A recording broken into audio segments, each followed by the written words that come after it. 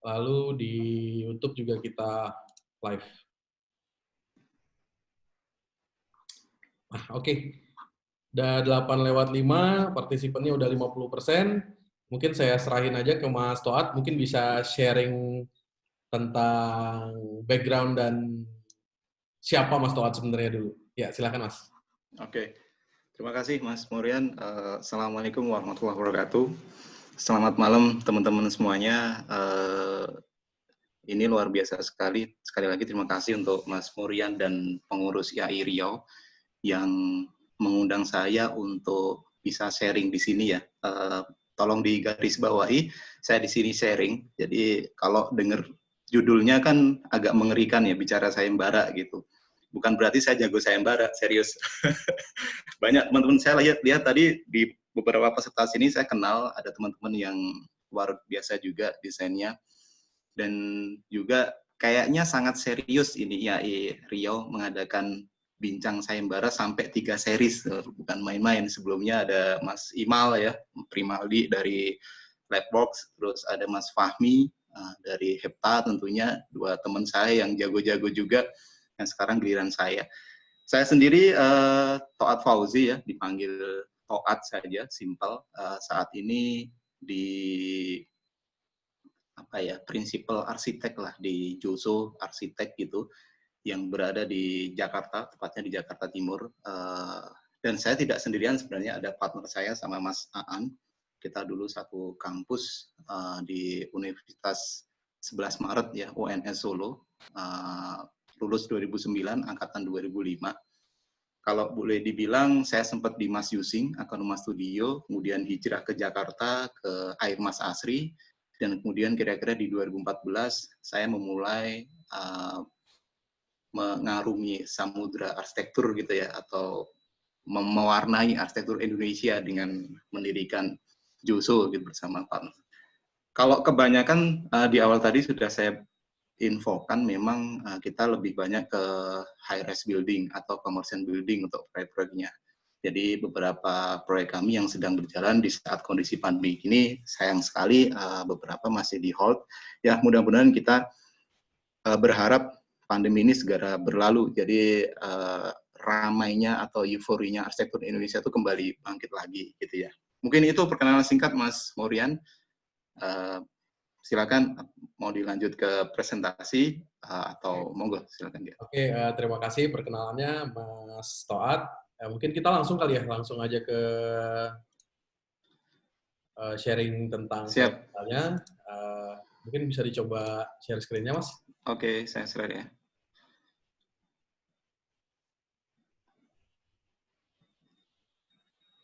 Oke, udah bisa ya? Bentar. Oke, kelihatan nggak ya? Kelihatan, oke, sip. Oke, baik, dimulai ya. Ya, silakan Mas Toat. Baik, Mas Murian, saya mulai untuk presentasi malam ini dengan judul Bicara Sayembara bersama IAI Riau. Saya yakin teman-teman yang ikut seri di dua pembicaraan sebelumnya ya, ada Mas Imal dan Mas Fahmi, itu sudah cukup banyak insight baru, saya yakin teman-teman. Nah, saya ini hanya pelengkap lah dari teman-teman, dua teman saya yang luar biasa kemarin, dan mudah-mudahan apa yang saya sajikan ke depannya ini bisa sedikit bermanfaat. Nanti beberapa presentasi ini terkait dengan pengalaman saya secara pribadi, sharing apa yang pernah saya lakukan. Jadi di awal saya lebih banyak berbicara tentang sayembara itu sendiri, kemudian di sesi keduanya saya akan lebih banyak berbicara tentang karya apa yang pernah saya bikin dengan studio saya gitu. Jadi mungkin beberapa hal yang bisa dikatakan tips dalam sayembara atau apapun itu, ini bukan merupakan satu-satunya jalan ya untuk entah itu bisa mengirimkan sayembara atau menang sayembara, tapi itu lebih kepada saya ingin berbagi inspirasi. Jadi seperti letupan kecil semangat teman-teman yang di malam ini mungkin boleh saya bilang pejuang sayembara gitu ya. Kedepannya lebih bergairah lagi untuk tetap ikut sayembara. Karena sayembara sendiri itu tujuannya akhirnya sebenarnya bukan ke menang ya, bukan jadi juara, tapi ada banyak hal di dalamnya yang bisa kita dapat dari sisi positifnya gitu. Oke. Yang di awal ini saya ingin mengajak teman-teman lebih ke mengamati dulu hasil dari sayembara ya yang ada di Indonesia, tentunya di negara kita, yang luar biasa. Jadi kalau boleh saya bilang lebih ke dalam jejak sayembara gitu. Sayembara sendiri di kalangan arsitek maupun non-arsitek sebenarnya terbagi dalam dua hal. Jadi ada yang merasakannya sebagai sisi positif, ada yang merasakan sebagai sisi yang kurang positif. Loh, kenapa kurang positif? Karena saya pernah mendengar langsung gitu dari teman-teman arsitek yang mengatakan bahwa sayembara itu kalau menang nggak bisa dibangun, terlalu konsep, terlalu nggak mateng, terlalu mentah dan sebagainya. Tapi kalau dilihat di sini ada beberapa karya yang luar biasa, yang karya-karya ini merupakan bagian dari hasil sayembara yang juga membersamai proses panjangnya berdirinya bangsa ini gitu ya. Kalau kita lihat ada rumah ibadah gitu, Masjid Istiqlal, karyanya Silaban, ada masjidnya Raya Sumatera Barat gitu ya, karyanya Mas Rizal Muslimin dari Urbane, atau beberapa yang lainnya. Bahkan dalam hal pendidikan, ada karyanya DZM Mas Budiman gitu ya, dengan library-nya UI, bahkan karyanya Mas Yusing, yang notabene Mas Yusing lebih banyak di landed, rumah tinggal dan sebagainya, tapi juga bisa membuat satu building high-rise yang sekarang jadi landmark-nya di Sulawesi gitu ya, dan itu bagian dari pendidikan. Kemudian juga ada museum tsunami gitu, yang ini sangat jelas menjadi tetenger gitu ya, menjadi pengingat ada kejadian besar di bangsa ini, karyanya Ridwan Kamil. Nah, ini hasil positif dari sayembara yang sangat menurut saya brilliant ya, yang membersamai perjalanan bangsa ini dari proses, mulai dari hal yang menyedihkan gitu boleh dibilang, sampai dengan hal yang euforia secara religius gitu. Jadi memang kalau dibandingkan secara positif dan negatifnya, akan lebih banyak positifnya sayembara itu untuk bangsa itu sendiri. Jadi kurang lebih bisa kita lihat seperti itu. Kemudian saya ingin berbicara pada akhirnya di generasi sekarang, mungkin teman-teman masih bertanya gitu, emang pentingnya apa sih ikut sayembara? Kan sayembara kadang kalau bisa diikuti bisa menang atau seringnya kalah gitu ya. Ini yang digambar ini adalah salah satu sayembara yang saya ikutin di Solo ya, di Surakarta, dan sebenarnya nggak menang, kalah. Tapi saya punya sedikit bocoran, pada waktu itu ternyata sayembara ini dipertimbangkan untuk menang juga gitu. Jadi memang ada banyak dinamika sayembara yang ada di negara kita. Jadi alasannya apa sih? Kalau boleh bilang ini berdasarkan saya sendiri ya, saya nggak ngambil dari orang lain untuk beralasan, karena yang bicara saya. Yang pertama kali saya ingin jujur, saya ingin dapatkan reward gitu, hadiah gitu ya, uang gitu, itu jelas. Karena kalau kita ingin mengikuti sayembara, prosesnya panjang sekali, dari mulai kita daftar sampai eksekusi, sampai mengumpulkan karya. Kalau nggak ada iming-iming yang luar biasa, itu nggak akan bisa selesai gitu ya, sepanjang itu gitu. Jadi reward itu penting, apapun itu ya, bisa hadiah, bisa publikasi, bisa semacam eksistensi dan lain sebagainya. Karena ini sangat dibutuhkan dalam proses kita untuk memacu biar kita bisa menyelesaikan karya itu sendiri gitu. Kemudian yang kedua, jelas ada portfolio di situ, karena pengalaman dari saya, proses perjalanan saya berarsitektur, beberapa hal kita ketemu klien, itu apa yang kita sajikan ke klien itu memang karya-karya sayembara gitu. Kalau saya ingat dulu zaman kuliah gitu, saya sudah mulai sayembara, saya mulai proyek-proyek kecilan, kemudian saya lulus, saya mulai bergabung dengan studio. Apa yang saya sajikan karena memang belum punya banyak portfolio karya, yang saya sajikan ke klien itu ya karya-karya sayembara. Nah ini sangat membantu sekali, karena klien sudah langsung melihat, oh ternyata kamu bisa mendesain ini. Di situ juga kita bisa terlibat banyak kan, mulai dari riset, diskusi, dan lain sebagainya. Jadi karya itu muncul memang benar-benar dari kita mendesain, kemudian bisa kita lihatkan ke calon klien.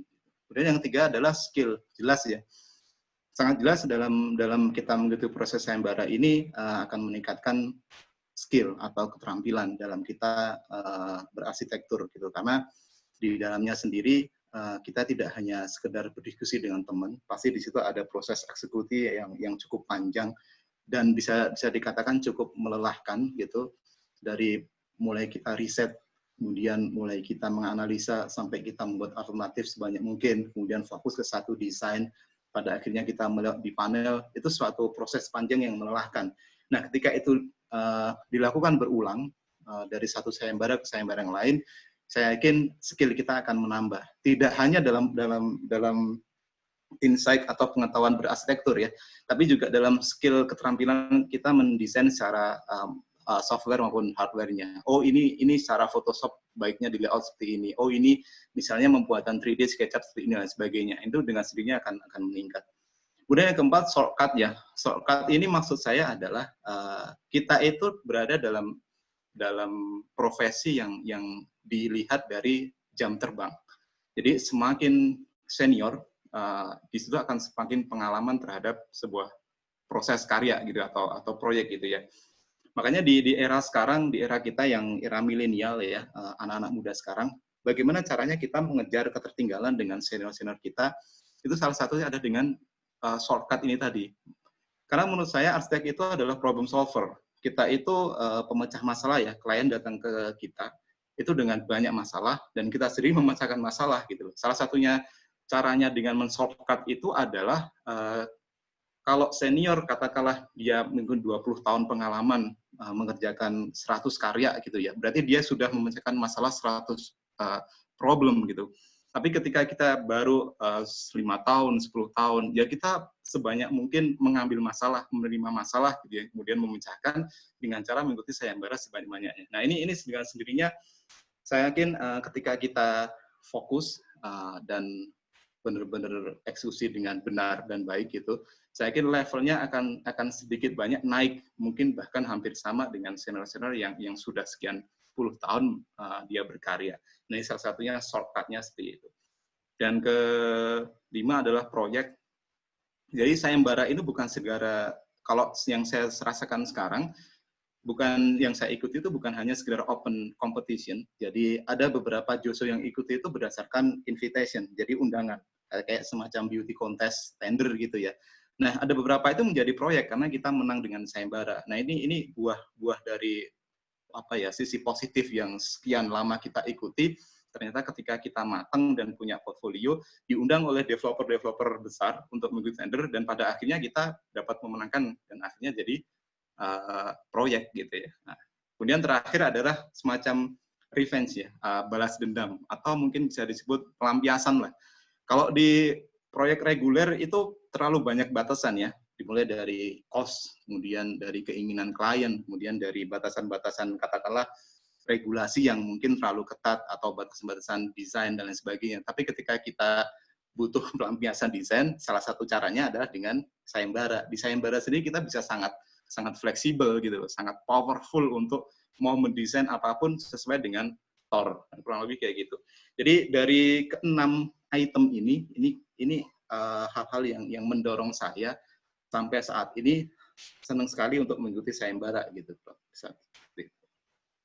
Nah, apa sih yang perlu di-highlight gitu ya dari beberapa sayembara? Balik lagi ini lebih ke saya sharing ya dari pengalaman saya sendiri.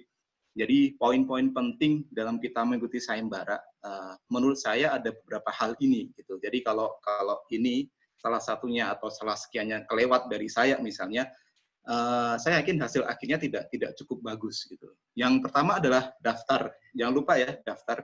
Karena saya beberapa kali misalnya sudah tahu infonya sayembara, tapi karena terlena gitu ya, ada proyek lain atau ada kesibukan lain, pas saya mau daftar ternyata sudah tutup gitu, sudah close. Jadi cukup menyakitkan kan. Sekarang beberapa sayembara juga ada deadline pendaftaran ya, tidak hanya pengiriman karya, tapi daftarnya juga ada deadline.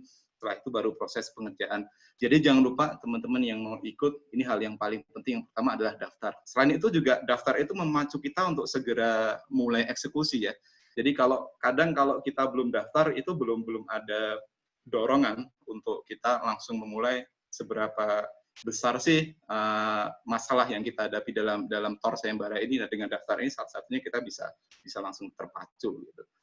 Kemudian selanjutnya adalah kalau saya baca TOR sekali, kemudian pahami, lalu buang gitu ya, tinggalkan. Maksudnya begini, kadang-kadang kala di saya dan tim gitu ya, TOR itu cukup membatasi kita merangkai atau meng-create sebuah karya itu untuk menjadi sesuatu yang out of box gitu, atau sesuatu yang luar biasa gitu. Jadi kalau perlu cukup baca sekali, pahami beberapa highlights-nya, misalnya regulasinya, program ruangnya, fungsinya dan sebagainya, sampai paham, kemudian tinggalkan. Jangan balik lagi, kita harus fokus ke eksekusi selanjutnya. Cuman memang saya pernah punya pengalaman buruk dengan TOR ya. Waktu itu sayembara Lemhanas, gedung Lemhanas, itu saya pikir saya sudah cukup memahami gitu. Sampai pada akhirnya kita ngumpulin karya, kemudian diumumkan kita kalah gitu kan. Setelah sekian lama kita baru dapat info dari panitianya, kebetulan saya kenal juga dengan beliau, orang IAI gitu, kemudian ngomong ke saya, Mas, sebenarnya karya Mas Toat ini dipertimbangkan waktu itu masuk 4 besar, kemungkinan bisa menang. Cuman ada salah satu kesalahan besar di karyanya Mas Toat, yaitu karena posisinya ini di ring 1, jadi di sekitar Monas, ini harus balance. Jadi harus seimbang desainnya antara kanan dan kiri. Nah, desain saya itu benar-benar nggak seimbang gitu, walaupun keren, tapi nggak sesuai requirement di TOR-nya gitu. Jadi yang awalnya saya kira sudah cukup memahami, tapi ternyata itu hal yang paling penting gitu. Jadi jadinya gagal gitu. Nah, makanya di sini saya tulis pahami, benar-benar pahami, tapi setelah itu tinggalkan, jangan terlalu diutek-utek lagi gitu, fokus ke selanjutnya. Kemudian selanjutnya, ini penting nggak penting, tapi bisa jadi sangat penting, kenali juri dan karyanya. Kadang juri karena kita saat ini posisinya memberikan karya atau menilaikan karya kita terhadap sesama arsitek yang masing-masing punya subjektivitas desain sendiri gitu ya, punya cara pandang menilai karya gitu. Jadi kalau dari awal kita bisa mengenali jurinya, oh si ini, oh karyanya seperti ini, itu mungkin akan sedikit mendorong kita akan lebih tahu, oh mindset cara dia mendesain itu seperti ini. Itu mungkin akan sedikit menambah, bukan berarti kita menyamakan dengan karyanya, tidak, tapi kita lebih tahu bagaimana si juri ini punya cara pandang terhadap desain. Nah, ini akan sedikit membantu dengan eksekusinya nanti gitu. Kemudian selanjutnya adalah mulai diskusi, riset, dan bikin alternatif desain sebanyak mungkin. Ini poin penting ya, sangat penting. Jadi saya ini arsitek dari awal yang sangat senang kolaborasi dengan tim gitu ya. Jadi saya bukan Superman, tapi saya adalah super tim gitu ya, sangat ingin sekali membentuk super tim. Makanya saya senang sekali dengan berdiskusi, kemudian riset dan bikin alternatif desain sebanyak mungkin. Jadi sayembara itu jangan kalau saya sendiri, saya tidak akan pernah hanya fokus terhadap satu desain di awal ya, tapi saya mencoba beberapa alternatif desain yang itu mungkin secara sketch kasar atau mungkin sudah 3D dan sebagainya. Itu nanti akan mengarahkan kita terhadap satu karya atau satu desain eksekusi yang bisa kita lanjutkan gitu. Nah, disambung dengan mindset kita yang harus memang without the box ya, bukan lagi out of the box gitu. Jadi sayembara ini penyelenggara mengadakan sayembara ini mencari alternatif desain yang paling bagus menurut dia. Kalau kita masih berpikiran sayembara itu biasa-biasa aja atau minimal standar dengan yang sudah ada, saya yakin itu tidak akan, minimal dilirik pun tidak gitu ya. Karena ini sekali lagi sayembara kita harus berpikir yang ekstra benar-benar mungkin luar biasa gitu ya, yang berbeda gitu. Nah, ini akan banyak sekali caranya bagaimana kita lebih kreatif dalam berkarya gitu. Nah, selanjutnya setelah kita mungkin sekian lama mencoba diskusi, riset, dan alternatif desain, pada akhirnya tentukan satu ide gagasan terbaik ya, dan kemudian eksekusi. Jadi harus sudah fokus di satu karya yang menurut kita bagus, dan coba untuk mengeksekusinya sampai terakhir gitu ya. Kemudian sampai deadline kita juga harus terus berpikir dan bergerak gitu ya. Dalam arti maksud saya di sini adalah ketika teman-teman menemukan momen ini sepertinya akan lebih baik direvisi ke arah bentuk yang seperti ini. Padahal misalnya katakanlah sudah H-2 atau H-1. Nggak apa-apa. Kalau memang itu hal yang terbaik, rubah segera dan pastikan itu masih aman sampai akhir deadline gitu. Karena bisa saja mindset untuk merubah atau merevisi jadi lebih baik itu satu momentum yang cukup bagus untuk menghasilkan karya kita yang paling bagus. Kemudian selanjutnya adalah tentu siapkan killer image. Killer image ini bukan berarti harus render yang impresif, bukan berarti harus yang kita rendering yang maksimal, enggak. Tapi satu angle yang menurut kita itu paling oke, paling mengisyaratkan bagaimana kita membentuk konsep. Jadi seperti ini ya yang saya tampilkan di kiri ini adalah salah satu sayembara yang ini masjid sebenarnya ya, masjid di Pemalang. Jadi waktu itu kalah sebenarnya, tapi ada satu spot yang saya sangat senang sekali dengan angle ini, bagaimana kita membentuk satu angle yang orang ketika melihat ini dia nggak ngeh kalau sebenarnya kalau ini masjid gitu ya. Makanya ini saya coba tampilkan juga di sini gitu. Kemudian selanjutnya adalah layout panel. Nah, ini sangat penting ya. Bagaimana kita melayout panel? Kalau menurut saya panel itu di layout dengan seminimal mungkin, dan tujuan apa yang mau kita sampaikan ke juri itu juga harus tersampaikan gitu loh. Jangan sampai terlalu banyak gambar di situ, jangan sampai terlalu banyak tulisan juga, tapi apa yang kita inginkan untuk disampaikan ke juri tidak tersampaikan gitu. Pada akhirnya yang terakhir adalah pengiriman ya. Ini benar-benar harus diperhatikan karena saya pernah punya pengalaman telat sekian menit, itu jadinya sangat fatal gitu. Apalagi sekarang banyak sekali sayembara yang dilaksanakan dengan pengiriman file ya. Jadi deadline-nya itu katakanlah jam 00 gitu. Nah, saya telat sekian menit padahal sudah susah payah sekian waktu mengerjakannya dan itu akhirnya gagal. Nah, ini beberapa highlights yang berdasarkan pengalaman saya. Mungkin teman-teman nanti juga punya pengalaman yang lain bisa kita diskusikan bersama gitu. Kemudian terakhir ini lebih ke tantangan hasil sayembara di Indonesia tentunya. Ini lebih ke curahan hati saya ya, mumpung ada forum ini, mungkin nanti juga bisa didengar teman-teman IAI. Tapi saya lihat beberapa tahun belakang ke sini sudah sangat banyak sekali perubahan terhadap karya-karya hasil sayembara yang menang gitu.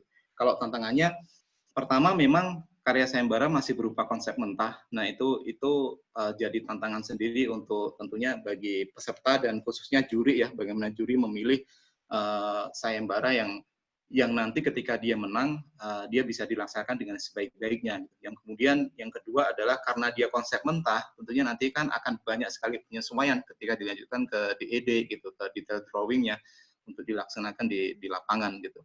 Dan ketiga, kadangkala ya pemenang tidak dilibatkan dalam proses DED-nya gitu loh. Biasanya memang hanya dilibatkan dalam sampai tahap awal konsep ke skematik. Tapi makin ke sini sudah banyak perubahan. Di TOR sudah sangat jelas bahwa nanti arsitek bisa ditunjuk sebagai advisor atau bisa ngawal untuk jalan prosesnya sayembara ke depannya. Kemudian ini karya keempat ya, karya pemenang tidak dipakai. Ini terjadi di saya di gambar ini. Ini salah satu sayembara masjid ya sebenarnya. Mungkin saya nggak perlu menyebutkan kota. Ini salah satu sayembara yang waktu itu memang dimenangkan nomor 1.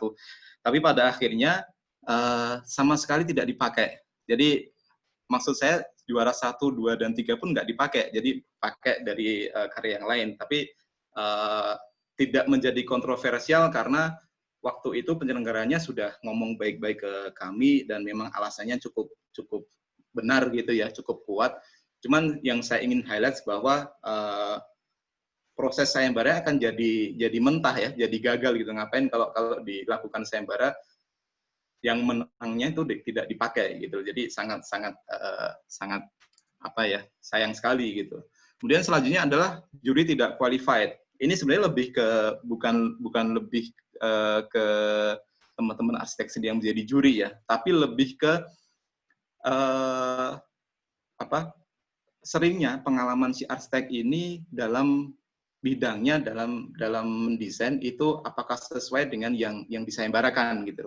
Kalau memang sesuai itu saya yakin akan qualified. Tapi kalau tidak sesuai, katakanlah misalnya dia sering membuat rumah tinggal, mayor project-nya itu adalah landed gitu, tapi kemudian dia diminta untuk menjadi juri high rise building misalnya, itu kan tidak qualified. Nah, ini yang kadang-kali menjadi tantangan sendiri dalam sayembara.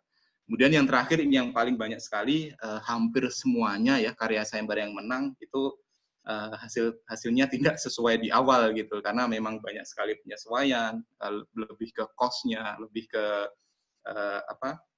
kepentingan stakeholder-nya dan lain sebagainya. Nah, tantangan-tantangan ini saya yakin kedepannya akan semakin membaik seiring dengan semakin euforianya itu semakin meningkat gitu untuk teman-teman mengikuti sayembara. Nah, kemudian selanjutnya ini adalah milestone ya yang pernah saya ikuti dan saya menangkan sayembara. Jadi saya lulus di 2009. Di awal tadi saya introkan sebentar, saya lanjut ke Mas Yusing di Studio Akanoma. Kemudian 2011 saya masuk ke Air Mas Asri, dan 2014 saya ke mendirikan konsultan sendiri bersama partner di Joso.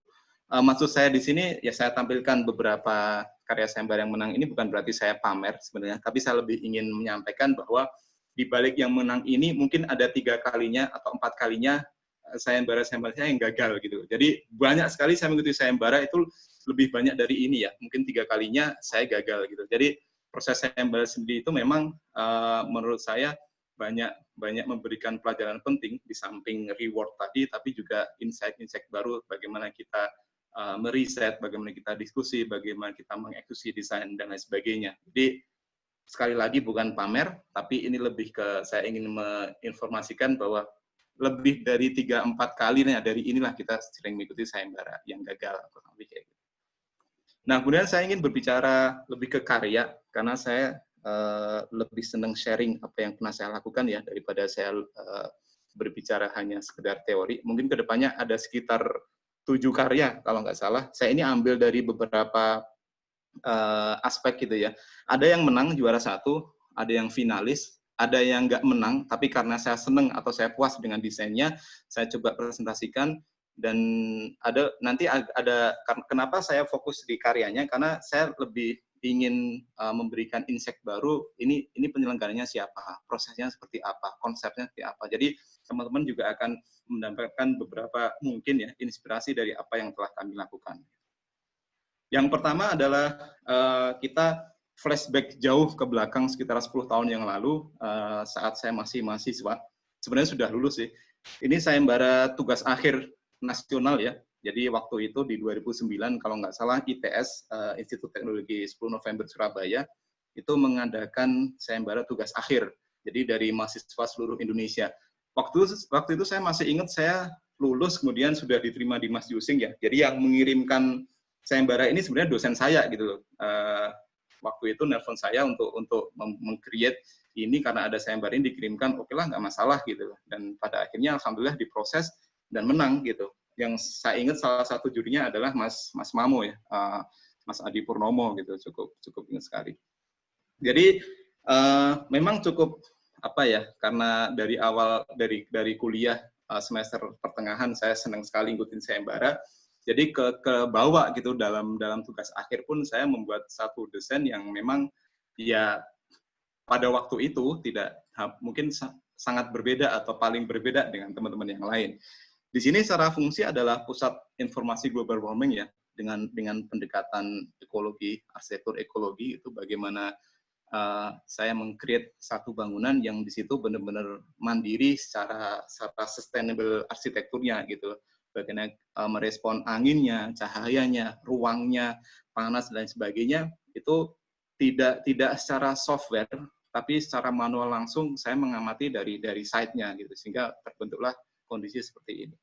Jadi fungsinya seperti ini, memang dari fungsi yang di dalamnya kotak, kemudian dia dilingkupi satu masa yang melengkung gitu ya, kemudian dihubungkan dengan rem, bukan tangga, dan dia difungsikan dengan beberapa fungsi untuk ke arah sustain seperti penampung air, kemudian penggerak angin dan lain sebagainya, itu menciptakan satu fungsi yang memang waktu itu saya sendiri membuatnya cukup excited dengan karya ini pas zaman dulu ya, zaman mahasiswa gitu.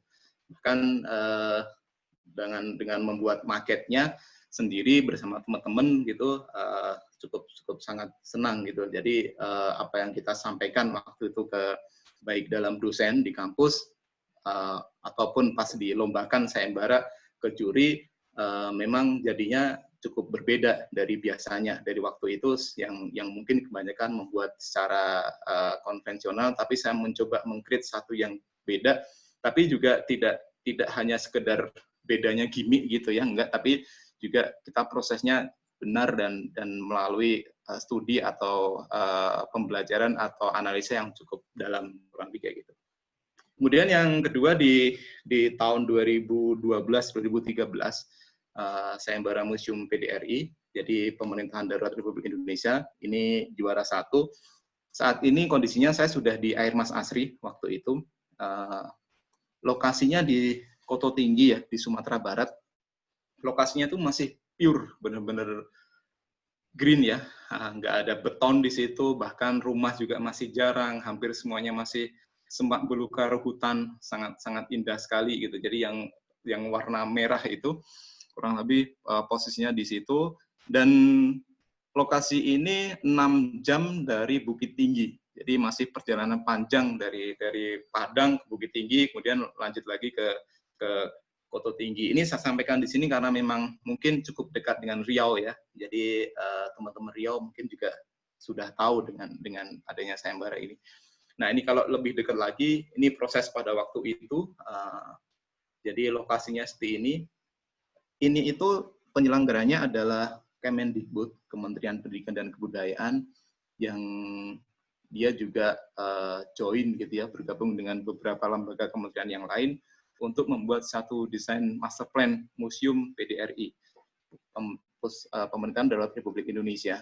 Jadi secara konsepnya saya ambil kurang lebih seperti ini ya, karena memang lokasinya atau posisinya itu berada di Sumatera Barat, jadi kita ambil satu metafora atau transformasi desain dari bentuk rumah adat di Sumatera Barat.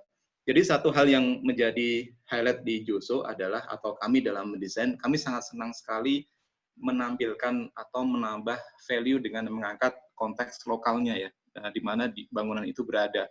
Misalnya ketika ini dibangun di Sumatera Barat, kita mencoba mengangkat rumah gadang gitu, atau nanti kita membuat satu desain di Sulawesi misalnya, itu beda lagi. Kita mengangkat di Bali, itu akan berbeda lagi. Di Jawa juga berbeda lagi. Nah, itu sisi dari riset yang mendalam bagaimana desain ini dibuat gitu.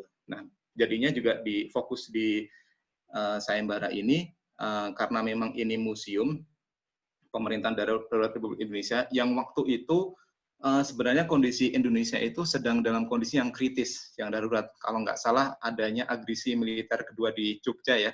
Cuman Mr. Safrudin waktu itu yang posisinya di Sumatera Barat ini berhasil tetap menegakkan bangsa ini sampai sekarang berdiri gitu ya. Coba bayangkan waktu itu kalau mungkin Mr. Safrudin tidak inisiatif untuk tetap mendirikan bangsa ini. Makanya dalam konsep ini kita anggap bahwa satu atau dua masa besar ini merupakan satu bahtera Indonesia yang sedang berlayar gitu ya. Kemudian di fasadnya kita membuat satu fasad yang seolah dia merupakan scaffolding, yang dia sendiri adalah penahan kedaruratan itu, sehingga dalam kondisi darurat itu Indonesia atau bahtera ini tetap berjalan. Jadi kalau dilihat secara desain, ini bentuknya miring ya, seolah dia akan karam gitu, akan tenggelam. Jadi ada di bawahnya ada semacam pond gitu, dia seolah akan tenggelam, tapi masih dapat bertahan dengan adanya kesementaraan si scaffolding-nya itu tadi ya, kurang lebih kayak gitu.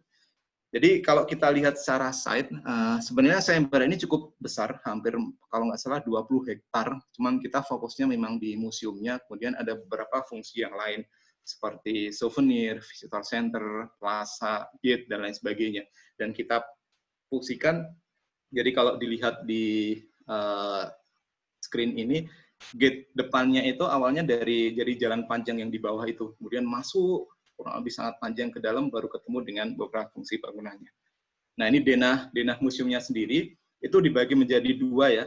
Di sisi kanan itu adalah museumnya, kemudian di sisi kiri itu adalah ballroomnya, auditoriumnya gitu. Jadi kalau kita lihat konsep kami di interiornya adalah dengan sistem rem ya. Jadi dia di sekelilingnya dari bentuk segitiga ini dia dibuat rem menerus sampai ke atas sampai pada akhirnya dia mencapai puncaknya gitu.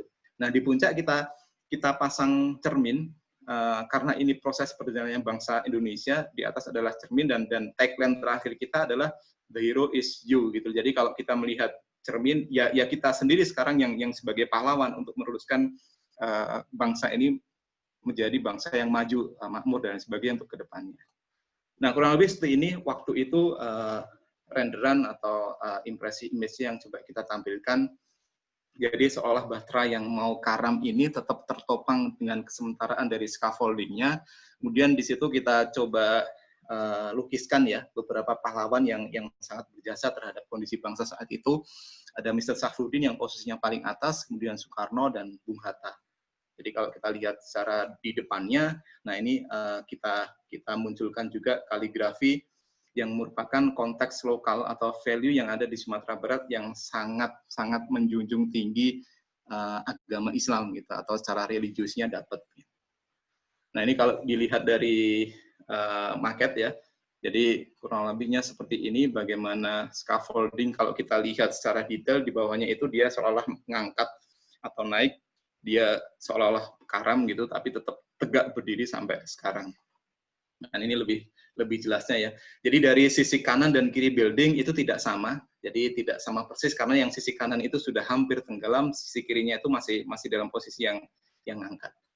Nah, ini sekarang posisinya sudah dibangun tapi sepertinya dan tidak saya tampilkan di sini sepertinya agak sedikit berbeda dengan desain yang saya buat. Kemudian yang selanjutnya adalah KAI Boutique Hotel, ini di Bandung. Ini beda lagi karena ini lebih ke invitation competition ya. Jadi ini undangan, ownernya adalah KAPM, Kereta Api Property Management. Itu mengundang beberapa konsultan, kalau nggak salah waktu itu ada 5 atau 6 konsultan untuk mengikuti beauty contest. Jadi lebih ke sayembara tertutup. Lokasinya sangat bagus sekali di Cihamplas, di ujung Cihamplas gitu ya, yang dia sangat terlihat jadi dari Jalan Layang Pasupati dan di ujungnya Ciwok ya yang pedestrian di atas gitu yang sangat-sangat in di Bandung gitu. Jadi memang kita melihat ini adalah bagian dari pilot project-nya KAPM karena memang difungsikan sebagai proyek hotel pertamanya dari developer ini. Makanya mau nggak mau harus ada beberapa perkuatan desain yang mencoba menarik dari sisi prestisnya si developer ini. Nah, secara set sangat kecil sekali, hanya nggak sampai 2.000 meter persegi, jadi hanya sekitar 1.800 meter persegi. Ini juga cukup unik karena secara KDB besar, KDB itu koefisien dasar bangunan, jadi proyeksi bangunan yang bisa dibuat di site. Tapi secara KLB itu sangat kecil. Jadi KLB itu maksimal luasan lantai yang bisa dibangun di area ini.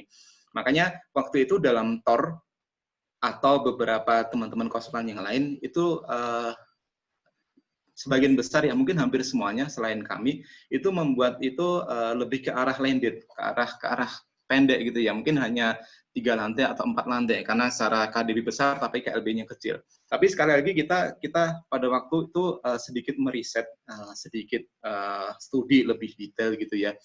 Pertama ini adalah bagian dari pilot project-nya developernya sendiri. Kemudian kedua ini adalah secara posisi sangat strategis karena kalau ini tidak terlihat akan sayang sekali. Makanya pada waktu itu kita usulkan bahwa hotel ini harus high rise gitu, harus 10 lantai gitu. Makanya coba kita usulkan, tapi dengan syarat memang luasan floor plate-nya itu sangat kecil sekali, tidak sampai 200 meter persegi per lantainya. Jadi betul, pada akhirnya memang selain kami itu landed hanya 3-4 lantai, tapi hanya kami sendiri yang mencoba memunculkan bahwa ini high rise building, karena ini bisa dilihat langsung dari Jalan Layang Pasupati, kemudian ini juga sebagai petenger ya, landmark baru di kawasan ujungnya Cihamplas. Jadi ini memang harus sesuatu yang berbeda. Nah, dari alasan argumentasi ini, kemudian developer cukup menerima dengan baik dan pada akhirnya kita dinyatakan sebagai pemenang. Nah, ini beberapa desain fitur yang coba kita masukkan ya.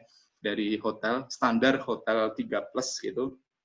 Ada meeting room, ada resto, all day dining, ada spa fitness, dan lain sebagainya.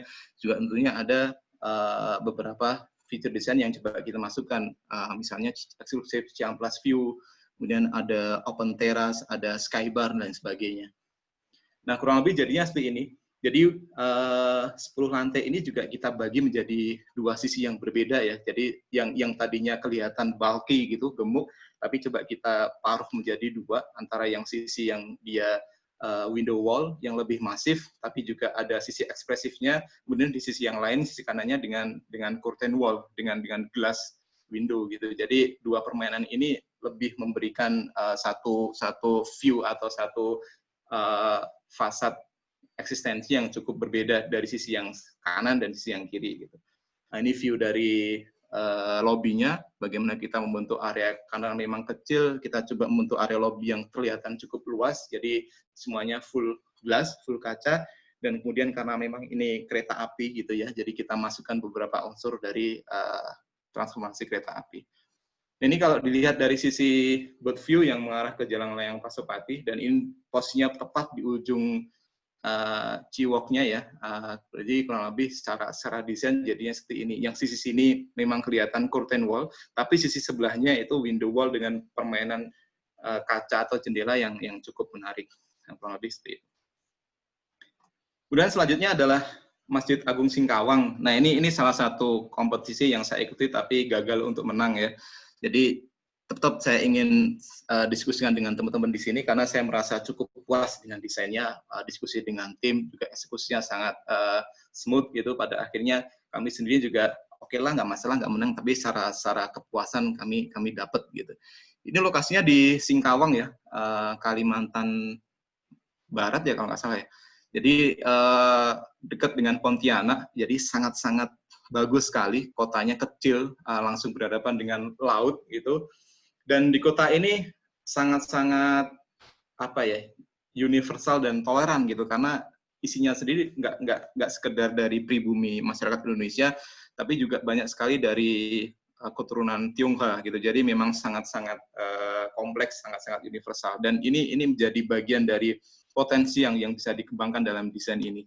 Jadi kalau bisa saya simpulkan ada 3 hal penting yang berada dalam kota ini. Yang pertama adalah, yang paling penting adalah yang di tengah itu banyak sekali kelenteng masyarakat Tionghoa di situ yang memang sudah menjadi bagian tradisi dari masyarakat Singkawang.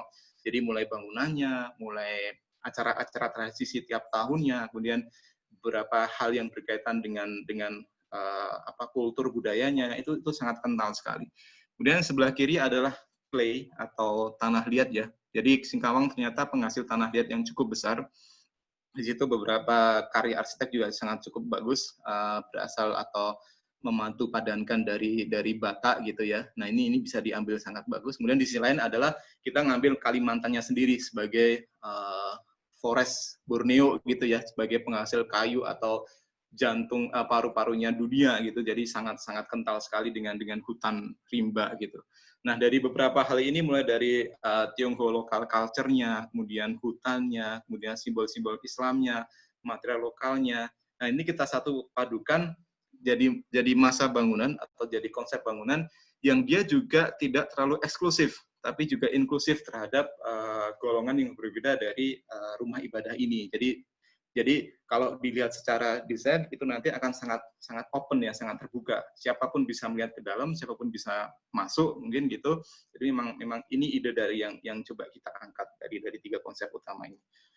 Nah ini cara layout site plan-nya. Jadi memang lokasinya tepat di tengah kota yang dia berdekatan dengan kantor wali kota dan juga langsung dengan area taman kota gitu ya. Jadi memang Masjid Agung yang menjadi pusat kegiatan dari masyarakat di Singkawang ini.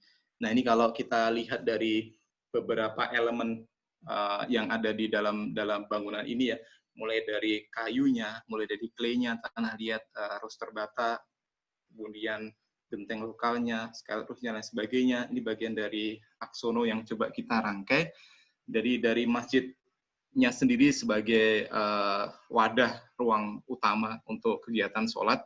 dan beberapa fungsi yang lainnya seperti plaza, kemudian di situ ada auditorium, kemudian di situ ada beberapa fungsi yang lain. Nah, itu menjadi satu kesatuan desain yang cukup bagus, yang dia dirangkai dengan kita mencoba memasukkan unsur wood kayu yang cukup banyak dan cukup menjadi satu identitas sendiri di building atau di bangunan ini.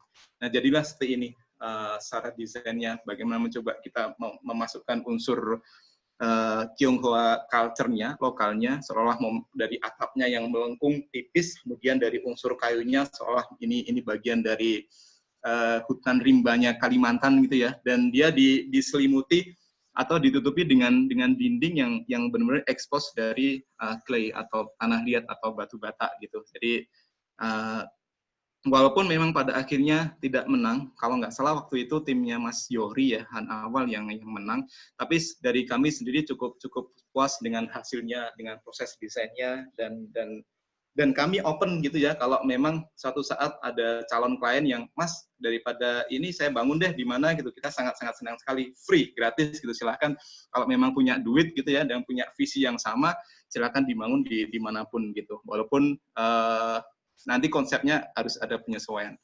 Nah, di internal sendiri juga kita coba create yang cukup berbeda gitu, bagaimana kita masukkan unsur kayu yang dia cukup sangat terlihat jelas seolah-olah dari rangkaian anyaman keranjang gitu yang bertumpuk yang di atas, kemudian dia selimuti oleh expose bata, jadi orang masuk akan sangat terkesan dengan bagaimana interior itu merepresentasikan atau mengejawantahkan dari lokal culture-nya di daerah ini, di Singkawang ini tentunya gitu, kurang lebih seperti itu. Kemudian selanjutnya adalah Taman Benyamin Sueb. Ini akhir 2019 ya, sebelum pandemi. Jadi di Jakarta, ini finalis 5 besar. Sayang sekali kita tidak menang karena waktu itu hanya presentasi 5 besar, tapi hanya diambil 3 besar. Jadi agak cukup menyakitkan, tapi nggak masalah, kita punya pengalaman yang berbeda. Waktu itu salah satu jurinya adalah Pak Anies Baswedan. Jadi beliau sendiri yang langsung menjurikan karena ini posisinya menjadi lokasi atau tempat yang penting, bagian dari penting dari Jakarta sendiri gitu ya. Kalau kita lihat posisinya di Jatinegara ya, kalau teman-teman sering di Jakarta atau pernah mampir di sini, yang di atas itu adalah stasiun Jakarta.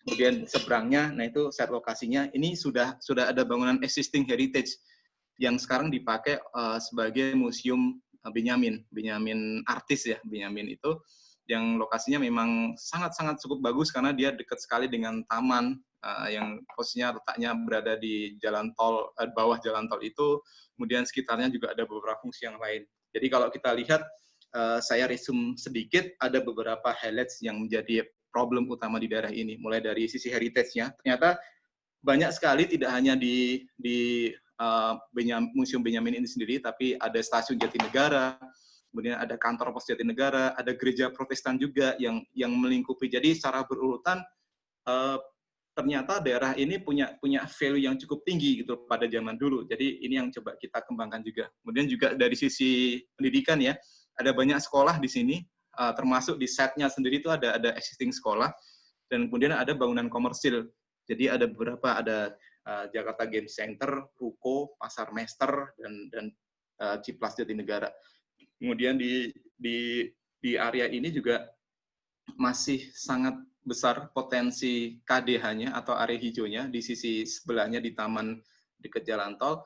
Dan juga yang paling penting adalah ternyata banyak sekali komunitas-komunitas di area lingkungan ini yang secara eksplisit belum mendapatkan satu tempat khusus untuk menaungi mereka gitu. Ada komunitas ikan hias, komunitas lokomotif, batu cincin, atau komunitas Benyamin itu sendiri.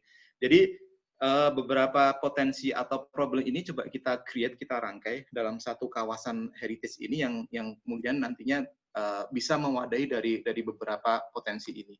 Jadi kalau kita jabarkan, dari yang pertama itu adalah ada existing ya Museum Benyamin sendiri dan sekolah, dan di tengahnya itu ternyata di sana sudah ada basement di bawahnya itu. Jadi tanah kosong, kemudian di bawahnya ada basement. Di situ ada 2 lapis parkir basement sudah dibangun. Nah, kemudian yang kedua kita berpikir bahwa potensi yang tengah ini sebenarnya bisa menjadi bagian dari sifat pertunjukan yang sangat menarik gitu loh. Coba kita usulkan gitu ya, dari konsep tirai dan kertas naskah ini menjadi bagian dari landscape yang nantinya juga akan diisi oleh bangunan di kanan kirinya, dan kita juga tetap membiarkan existing basement yang ada di area ini gitu. Jadi dari nomor 3, kemudian dari tengah masa sekolah ini coba kita putar yang tadinya orientasinya itu berlawanan dengan museum, tapi coba kita putar ke dalam, orientasinya itu ke arah ke dalam. Jadi semuanya tersentral atau integrate radial ke arah landscape yang tirai ini tadi. Makanya yang nomor 4, jadi secara leveling lantai, mulai dari paling bawah parkir, kemudian ada ruang-ruangnya di basement lantai 1 sebagai wadah komunitas, dan di situ juga ada teater, kemudian di area atasnya adalah area pertunjukan. Nah, kalau secara aksono lebih jelasnya kurang lebih seperti ini. Jadi di tengah itu bisa dipakai untuk area pertunjukan, apapun ya, secara open, dan Museum Benyamin sendiri bisa dijadikan background gitu, dan juga sekolah itu juga bisa dijadikan panggung. Jadi bagaimana dari situasi 3 potensi kegiatan ini ya, mulai dari museum, kemudian di tengahnya area parkir basement, dan di belakangnya ada sekolah, ini menjadi satu kesatuan wadah komunitas yang bisa sangat fleksibel dan berkembang gitu. Ini yang coba kita sampaikan. Nah, kalau kita lihat dari sisi block plan ya, situasi gitu, dan sisi side plan, kurang lebih jadinya seperti ini. Bagaimana yang sisi atasnya itu adalah Museum Benyamin, kemudian tengahnya itulah area wadah komunitas dan area pertunjukan seni, dan di bawah itu adalah sekolah yang juga langsung terintegrate dengan fungsi-fungsi kegiatan di area ini. Nah, kurang lebih jadinya seperti ini secara bird view. Jadi bagaimana semuanya terintegrate dengan baik gitu loh. Jadi kalau kita lihat pusatnya ya, yang ada di tengah, yang landscape-nya hijau, kemudian seolah dia melengkung, tapi lengkungan itu kanan kirinya ini adalah ruang gitu ya, ruang-ruang komunitas dan pertunjukan seni. Di situ juga ada beberapa ruang-ruang servis penunjang yang lain gitu. Jadi mulai dari depan sampai belakang semuanya terintegrate dengan baik secara fungsi maupun juga secara konsep hijaunya. Nah, ini dari view yang lain, bagaimana ada jalan yang membelah tengah gitu, kemudian di sisi bangunan sana atau bangunan kiri ini juga ada fungsi ruang yang di bawahnya ada beberapa area pertunjukan. Ini dari tengah ya, dari sekolah, bagaimana kita coba usulkan ada konsep fasad green di situ, dan dia bisa dijadikan sebagai panggung dan background dari pertunjukan itu sendiri. Tapi sekali lagi ini tidak mencapai 3 besar, karena saya lihat sendiri karya yang teman-teman yang lain cukup sangat bagus ya, tidak masalah, banyak sekali pembelajaran yang kita dapat di sini. Kemudian selanjutnya ini masih ada 3 lagi kalau nggak salah, Hotel Villa Batu Malang. Ini juga invitation competition. Ini masih fresh from oven, jadi tepat sebelum pandemi ya. Kalau saat itu mungkin nggak ada pandemi, sekarang sudah mulai proses pembangunan di lapangan mungkin ya. Ini prosesnya hampir sama seperti yang hotel di Bandung tadi. Jadi beberapa konsultan diundang. Ini kliennya sama ya. Jadi tapi beberapa konsultan diundang cukup berbeda. Kita punya challenge tantangan yang berbeda juga, karena di sini menginginkan dibangun hotel dan villa. Jadi dengan lahan kurang lebih 1,4 hektar, ini coba di-create menjadi fungsi ada hotel, ada villa, ada restoran, dan juga ada ballroom. Jadi kita coba studi, coba riset untuk konsepnya. Kita coba menggabungkan antara tiga V ya, tiga kata ini, 3 rangkai kata ini. Yang pertama adalah city vision, karena ini lokasinya berada di Batu Malang gitu, yang punya visi kota yang tentunya kita semua tahu Batu Malang itu adalah tempat wisata gitu. Orang kenal di Batu itu, orang kenal Batu kan karena daerah wisata gitu ya. Kemudian value dari korporat ya, sebagai developer, bagaimana dia membuat proyek ini tentunya kedepannya akan dikenang sebagai bagian dari properti yang sangat bagus dari segi developernya. Pada akhirnya dari vision city dan corporate value ini bisa menjadi viral secara positif gitu, bisa dikenal orang datang di situ dengan senang gitu ya, dengan sangat misalnya bisa dijadikan viral word of mouth dan sebagainya. Jadi properti ini bisa mencakup atau melebar dengan sendirinya gitu. Nah, dari ketiga itu langsung saya ambil bagaimana kurang lebih secara desain kalau dia dari atas begini. Jadi hotelnya sendiri coba kita rangkaikan bagaimana dia mentransformasikan dari ide si kereta itu sendiri, karena memang ini bagian dari propertinya developer kereta api. Jadi orang melihat ini sebagai bagian dari ini ternyata bentuknya seperti kereta gitu ya. Dan kita juga tambahkan thematic park yang di situ orang bisa naik train flying gitu ya. Jadi semacam kereta yang dia posisinya berada di atas relnya gitu. Jadi secara ketika dia naik di situ dia bisa melihat kawasan secara menyeluruh gitu. Bahkan untuk nama dari proyek ini sendiri kita sebut sebagai Villa Sepur gitu. Sepur sendiri di Jawa artinya kereta gitu ya. Jadi villa kereta, orang akan kenal ini sebagai bagian dari propertinya kereta api gitu. Nah, ini beberapa fungsi. Yang warna ungu adalah hotel, kemudian ada suite villanya di bagian belakang yang dia seperti keranjang buah gitu ya. Kemudian ada taman tematik yang warna kuning, dan area hijau ini adalah untuk penunjangnya. Di situ ada ballroom, wedding hall, dan restoran. Jadi kalau dilihat secara desain kurang lebih seperti ini, bagaimana kita mentransformasikan bentuk kereta yang sangat bisa dibilang dinamis ya bentuknya, jadi menyambung gitu. Kemudian dia posisinya jadi terbagi menjadi dua. Yang di tengah ini adalah heritage, dia tetap menjadi point of center-nya, point of interest-nya. Dan sisi sebelah kanan atas adalah bagian dari hunian atau room hotelnya, kemudian di sisi ujungnya ada villanya, dan sisi bawahnya ada semacam untuk penunjangnya. Nah, ini dari view yang lain, kurang lebih seperti ini. Bagaimana kita, ini sebenarnya di situ pada waktu itu regulasinya maksimal 2 lantai, tapi coba kita fungsikan di lantai atasnya, rooftopnya itu bisa difungsikan sebagai skybar dan sebagainya. Jadi tetap walaupun 2 lantai, masih ada fungsi secara leveling 3 lantai. Jadi soal kayak gitu. Nah, ini karena memang masih ada existing pohon di daerah situ, ini lokasinya berada di ujung bawah tepat, jadi kita desain restorannya juga mengikuti existing pohonnya, tetap kita biarkan, dan kemudian restorannya tengahnya ada pohon yang cukup besar yang sangat menarik. Habis seperti itu. Ini yang terakhir, jadi bagian proses sayembara yang paling saya senangi ya, Gedung Pusat Bank Aceh Syariah, ini juga paling baru, Februari kemarin diumumkan atau dinyatakan kami sebagai pemenang. Ini kalau saya boleh bilang salah satu sayembara yang mungkin kalau saya sendiri merasa paling puas ya, karena saya melihat dari sisi juri. Jadi kalau kita lihat pada waktu itu jurinya yang pertama ada Pak Tio, beliau adalah prinsipalnya PDW yang tentunya juga sangat qualified untuk urusan high-rise building gitu ya. Yang kedua ada Mas Ari Indra dari Abode, kita semua tahu bagaimana karya-karyanya sangat bagus gitu dan sangat kompeten di commercial building. Dan terakhir ada Pak Karnaya, beliau senior arsitek legend, sangat mengerti sekali tentang finance building. Jadi karena ketiga jurinya ini sangat kompeten dan alhamdulillahnya sangat mengapresiasi desain kami gitu ya, makanya saya cukup puas dengan apa yang kita hasilkan di sayembara ini. Jadi posisinya berada di Banda Aceh ya, jalur saya agak lupa nama jalannya, tapi jalur ini kedepannya akan sangat ramai karena di sisi sebelah yang lainnya itu sedang dibangun Transmart. Kemudian ada beberapa fungsi kantor juga, jadi jalur ini kedepannya akan sangat ramai, dan dengan adanya salah satu properti ini nanti juga akan menambah riuhnya dari jalan ini gitu ya.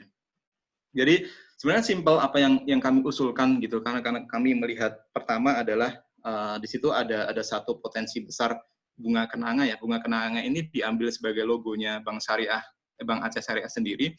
Kemudian kita telisik bahwa memang bunga kenanga ini menjadi salah satu bunga kebanggaan masyarakat Aceh gitu. Jadi coba kita kembangkan dari sini. Bunga kenanga itu kalau diartikan dalam bahasa Aceh adalah siulanga, namanya siulanga. Dan karya kami namanya siulanga timo. Timo sendiri artinya tumbuh. Jadi bagaimana bunga kenanga yang tumbuh.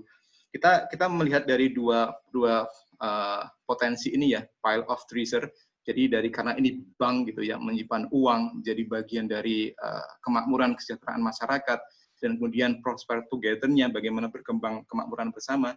Jadi coba kita rangkai bagaimana bangunan ini ke depannya nanti menjadi trigger bagi masyarakat Aceh tentunya untuk bisa bangkit bersama, makmur bersama dan sejahtera bersama. Karena kita lihat Aceh sendiri menjadi bagian daerah mungkin yang cukup banyak mengalami ujian ya, cobaan mulai dari tsunami, kemudian zaman dulu menjadi bagian dari proses penjajahan juga kita lihat dengar beberapa perang di Aceh, dan kemudian juga ternyata Bank Aceh sendiri ini juga sebelum ini sempat kebakaran. Jadi bagaimana dari beberapa ujian itu dengan adanya bangunan ini orang akan tertrigger, akan ingat gitu, oh bahwa memang kita bisa bangkit bersama, makmur bersama. Jadi kalau secara eksekusi desain gitu ya, dimulai dari proses tapanya site-nya sangat ideal, jadi bentuknya kotak gitu ya, luas lahannya sekitar hampir 8.000 meter persegi. Kemudian bagaimana kita melihat secara regulasi KDP maksimal dan sebagainya. Kemudian dari konsep yang seolah dari Seulanga Timo ya, dari bunga kenanga yang tumbuh itu tadi, coba kita create bagaimana seolah dari dua masa itu bergabung menjadi satu, kemudian tumbuh ke atas gitu. Jadi kurang lebih hasilnya seperti ini. Jadi memang secara bangunan kalau kita lihat dari depan, dari samping itu seolah belum berhenti di sini, dia akan tumbuh terus ke atas gitu. Kemudian bagaimana penyelesaiannya di beberapa fasad. Kalau fasad yang menghadap ke depan, fasad yang menghadap ke barat kebetulan ya, itu coba kita create dengan sisi yang lebih masif. Dia menggunakan precast pattern gitu, atau beberapa wall yang lebih tertutup karena memang posisinya berada di barat. Dia harus lebih bisa menyerap panas dan menangkis suhu yang tinggi gitu ya. Kemudian dan sisi yang lebar, sisi utara dan selatannya kita coba dengan lebih ke arah dinding glass wall gitu ya, dengan curtain wall. Jadi dia bisa lebih menyerap cahaya lebih terang.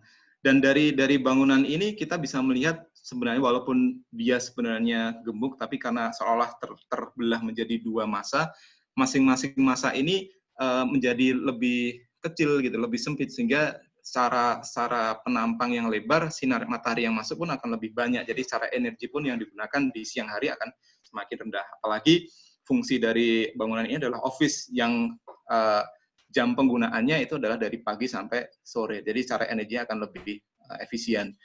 Jadi dan beberapa karena dia terbentuk seolah-olah tumbuh ke atas, ada beberapa bagian yang bisa digunakan sebagai area public space, atau bisa juga digunakan sebagai untuk area hijau di beberapa trap ya, seolah ada trap tangganya itu ya, yang itu digunakan untuk ruang komunal gitu, seperti itu.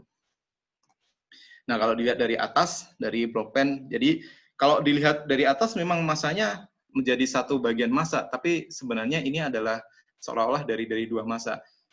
Memang kalau dilihat secara sepintas, orang akan meragukan atau menanyakan, ini strukturnya bagaimana? Apakah ada approach khusus gitu ya, pendekatan khusus, apakah nanti mahal atau yang berbeda dan sebagainya. Tapi sebenarnya kita sudah analisa lebih dalam.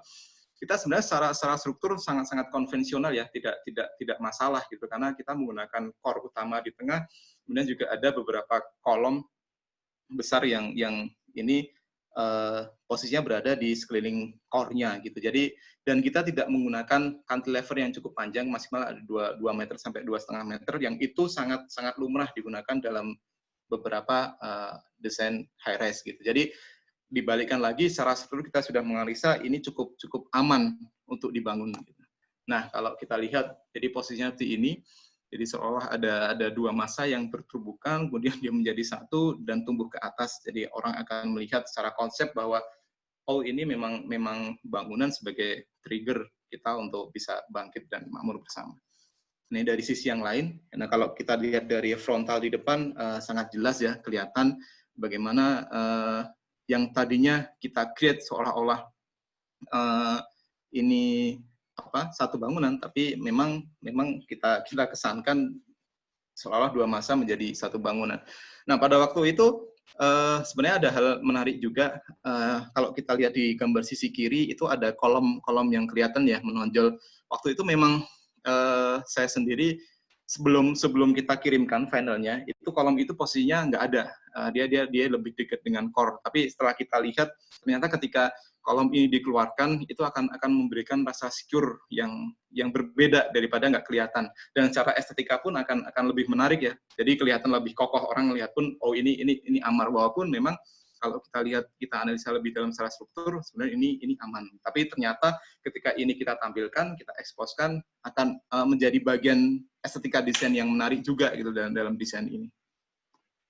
Ini kalau kita lihat dari atas, di bangunan ini ada beberapa fungsi selain dari bank sendiri ya, ada kantor pusat yang kita posisikan di lantai tengah ke atas, kemudian kantor cabang, di sini juga ada auditorium, kemudian ada beberapa fungsi servis yang lainnya. Selain juga ada basement di bawahnya, yang di situ juga ada ruangan khusus untuk bangunan bank. Oke, terima kasih. Pada akhirnya saya bilang beberapa karya yang saya presentasikan ini bukan dari hasil pemikiran saya sendiri, tapi adalah tim di mana sampai saat ini menurut saya sangat-sangat ideal, atau saya sangat senang sekali dengan teman-teman ini. Justru ini isinya muda-muda semua. Jadi bisa dikatakan paling tua ada sih, tapi bisa digolongkan sebagai anak muda. Karena memang kita muda semua, jadinya lebih gesit, diajak lari kenceng bisa, diajak jalan bisa, jadi lemburan itu sudah hal yang biasa. Cuman memang secara hasil, alhamdulillah kita mendapatkan beberapa pengakuan gitu ya, apresiasi dari karya saya. Baik, mungkin itu yang bisa saya sampaikan. Bisa dilanjut ke diskusi atau mungkin teman-teman lain bisa sharing. Terima kasih Mas Murian. Assalamualaikum warahmatullahi wabarakatuh. Waalaikumsalam warahmatullahi wabarakatuh. Terima kasih banyak Mas Toat atas sharingnya tentang sayembara. Ini bagus-bagus semua karyanya, Mas. Kayaknya memang dari mahasiswa juga udah rajin ikutan sayembara ya. Ya, betul. Dan kebetulan tadi saya lihat juga karya tugas akhirnya pun diikutkan sayembara dan ternyata menang gitu ya. Ya, betul. Mungkin ya dari situlah tumbuh kali ya. Makin kuat gitu keinginan bersayembara itu sampai sekarang jadi terbawa gitu ya Mas ya. Kira-kira begitu. Betul Mas. Oke, ini tadi kita lumayan lama, sekitar 1 jam nih Mas. Wah, harusnya di-cut tadi ya. Ya, karena memang sharingnya sangat menarik, jadi saya nggak cut, dan alhamdulillah juga masih mantengin nih partisipannya, masih okay. 69 orang ini sekarang. Oke, mungkin ini ada selanjutnya kita ke ini ya, ke sesi pertanyaan dan diskusi. Baik. Kan, Mas ya. Baik. Ini udah ada beberapa yang masuk di kolom chat. Mungkin saya mulai bacain satu persatu aja, karena mengingat juga peserta kita kalau dari yang terdaftar emang tersebar di berbagai bagian daerah di Indonesia, dari Indonesia Barat, Tengah juga, Timur juga ada gitu. Jadi mungkin kita bisa agak lebih cepat maju ke depan ya. Siap. Oke, ini yang pertama dari Mas Zul Henry, saya bacain, mungkin bisa langsung dijawab. Apakah tim Joso ditunjuk sebagai advisor ketika pelaksanaan monumen PDRI karena realisasinya berbeda? Silakan Mas. Baik, untuk PDRI waktu itu kalau nggak salah di tahun 2012 akhir atau 2013 awal, jadi memang kondisinya belum sebaik akhir-akhir ini ya. Jadi ada beberapa hal yang memang waktu itu sebenarnya kita dilibatkan di awalnya. Jadi di konsep, untuk pematangan konsep kita dilibatkan dengan atau dibandingkan dengan pemenang tender DEB-nya waktu itu. Kita proses, ada diskusi, ada pematangan desain dan sebagainya. Cuman karena memang prosesnya lama ya, saya nggak tahu waktu itu, lebih kepada pertama anggaran, kemudian juga proses dari ini kan Kemendikbud tidak jalan sendirian, jadi ada beberapa kolaborasi antara lembaga kementerian yang lain. Jadi kalau kita bayangkan ya, satu lembaga pemerintah sendiri aja mungkin sedikit riweh gitu ya, apalagi kalau ada 5 gitu, mungkin secara organisasinya akan sedikit beda gitu. Makanya saya lebih ke situ sih sebenarnya, bukan berarti pada akhirnya lembaganya sendiri tidak serius untuk membangun sesuai dengan pemenang, tapi memang proses yang panjang ini banyak hal, sangat sekali banyak hal, termasuk cost, kemudian organisasinya, bagaimana mengurusi di lapangan dan sebagainya. Itu makanya sampai pada akhirnya cukup tidak mengembirakan buat kami gitu secara desain. Tapi so far beberapa hal tadi cukup bisa diperbaiki di akhir sekarang ya. Saya tidak melihat hanya di sayembara itu, tapi beberapa sayembara IAI sendiri sudah sangat concern gitu bagaimana arsitek pemenang itu dilibatkan langsung terhadap desain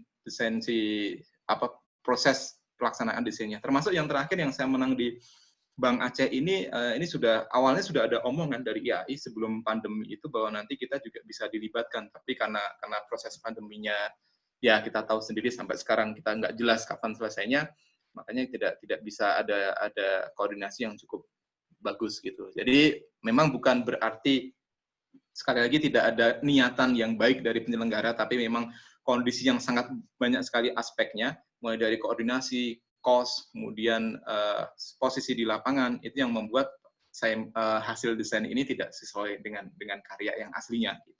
Mudah-mudahan bisa menjawab. Jadi faktor X di luar Yes. di luar kendali kita sebenarnya. Iya, betul. Oke, ini ada satu pertanyaan yang cukup panjang dari Mas Septian Ivan Putra. Ini diborong ini pertanyaan dari Mas. Jadi izin menanyakan, dalam mengikuti sayembara, tim yang dikerahkan biasanya berapa banyak atau berapa orang dalam tiap tim? Atau terus tadi apakah satu tim saja, atau kalau kemarin di Hepta kan di minggu lalu Mas Fahmi cerita bahwa di sana kadang mereka masuk 2 tim gitu. Ya. Sayembara yang sama, nah apa di Joso juga sama atau gimana? Lalu tiap timnya ada berapa orang?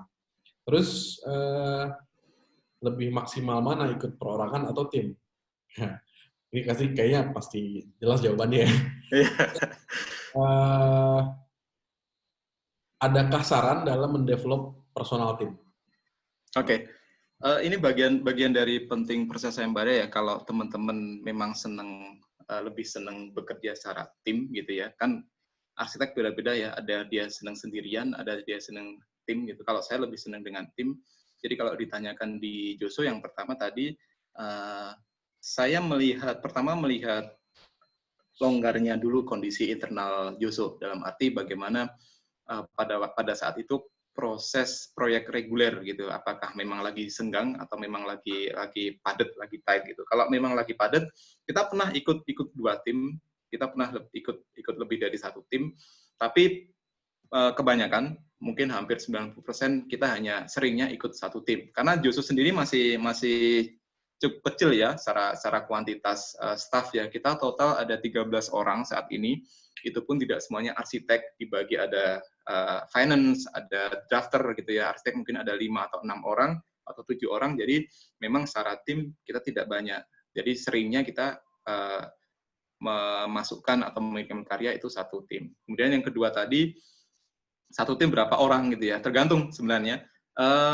Kadang saya libatkan semua arsitek di tim internal saya libatkan semua, tapi kadang juga ada hanya beberapa, 3 orang, 4 orang gitu ya. Itu semuanya tergantung dengan krusialnya sayembara pada saat itu, apa yang kita ikuti gitu ya. Kalau memang cukup kompleks ya, kayak terakhir Bang Aceh itu hampir semuanya ikut gitu, karena saya ingat kalau nggak salah waktu itu kita terpotong oleh libur akhir tahun. Jadi Natal sampai tahun baru itu libur, kemudian pertengahan Januari itu deadline ya pengiriman. Jadi kita hanya ada waktu setelah masuk itu tanggal 2 atau 3 itu mulai eksekusi, ada waktu seminggu atau 2 minggu untuk mengumumkan karya. Jadi semua tim kita libatkan, lebih kayak gitu. Kalau untuk manajemen tim, jujur saya tidak terlalu qualified untuk menjawab ya. Mungkin lebih ke teman-teman lain yang di sini. Tapi berdasarkan pengalaman saya lebih suka dengan orang yang punya visi yang sama dulu dengan saya. Jadi ketika kalau di kami kan kalau prinsipalnya kan memang dari kuliah ya pertemanannya. Jadi chemistry-nya udah dapet gitu dari kita sendiri gitu. Dia diem gitu, kita udah tahu dia ngapain gitu, dari soalnya kayak gitu.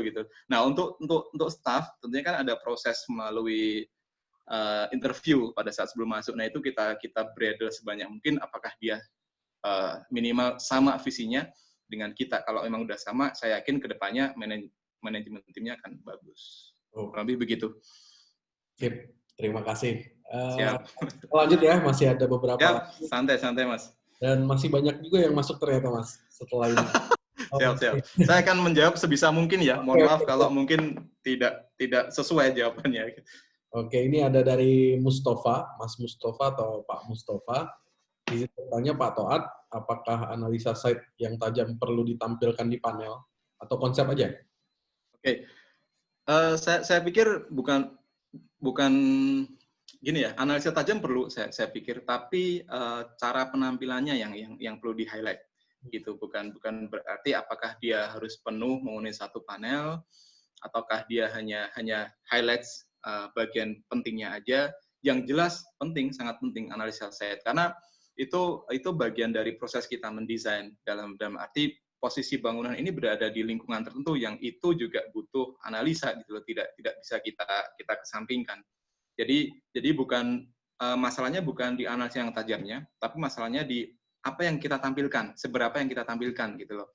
Apakah dia menjadi bagian penting yang juri melihat langsung atau dia hanya sebagai bagian pelengkap yang memang juri tanpa melihat secara satu panel itu sudah tahu gitu, kurang lebih kayak gitu.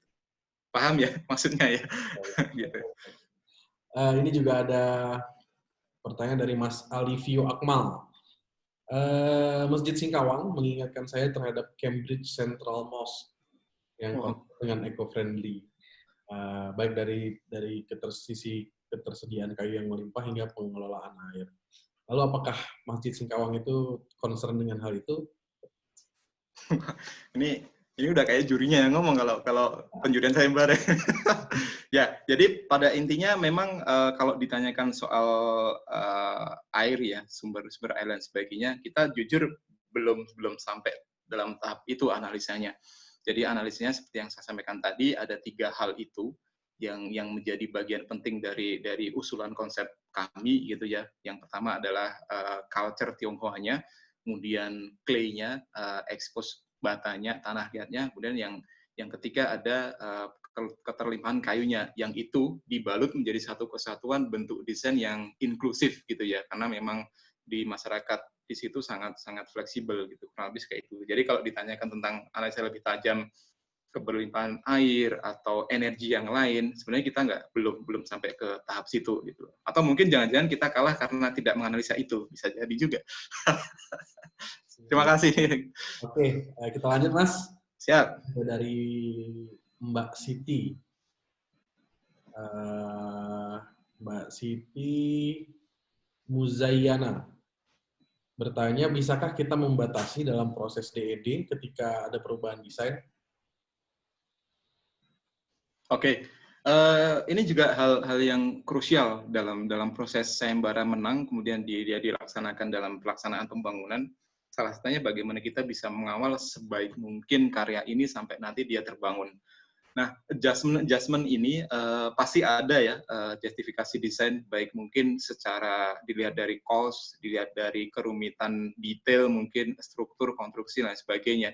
Tapi memang pada akhirnya kompromi-kompromi itu bisa disesuaikan bagaimana pengaruh dari konsep kita sendiri gitu loh. Dan itu juga tidak hanya dipengaruhi oleh sisi arsiteknya, tapi bagaimana visi klien sendiri itu bisa menyelaraskan ya visinya dengan si arsitek. Jadi kalau dari awal sudah berbeda, contohnya kayak sayembara saya yang tadi, itu akan kedepannya akan sangat berbeda sekali gitu. Tapi kalau dari awal memang sang klien, contohnya aja kayak sayembara besar yang di slide pertama yang saya tampilkan tadi ya, bagaimana Masjid Sumatera Barat, bagaimana Museum Tsunami Aceh, itu kan karena ada kesamaan persepsi antara klien dan si arsitek. Jadinya bagaimanapun hasil akhirnya hampir mirip dengan apa yang dikonsepkan. Jadi masalahnya bukan di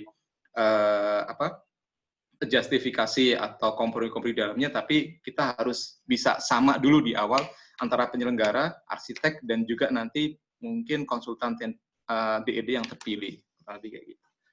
Oke. Lanjut, Mas. Ini ada dari Hernia. Apakah ide utama selalu lahir dari Mas sendiri atau emang sifatnya kolaboratif? Oke, ini Lalu, pertanyaan tadi ada yang dua menarik. pertanyaan, Mas, sekaligus. Gimana? Ada dua Gimana? pertanyaan. Ada dua. Oke, oke, oke, oke.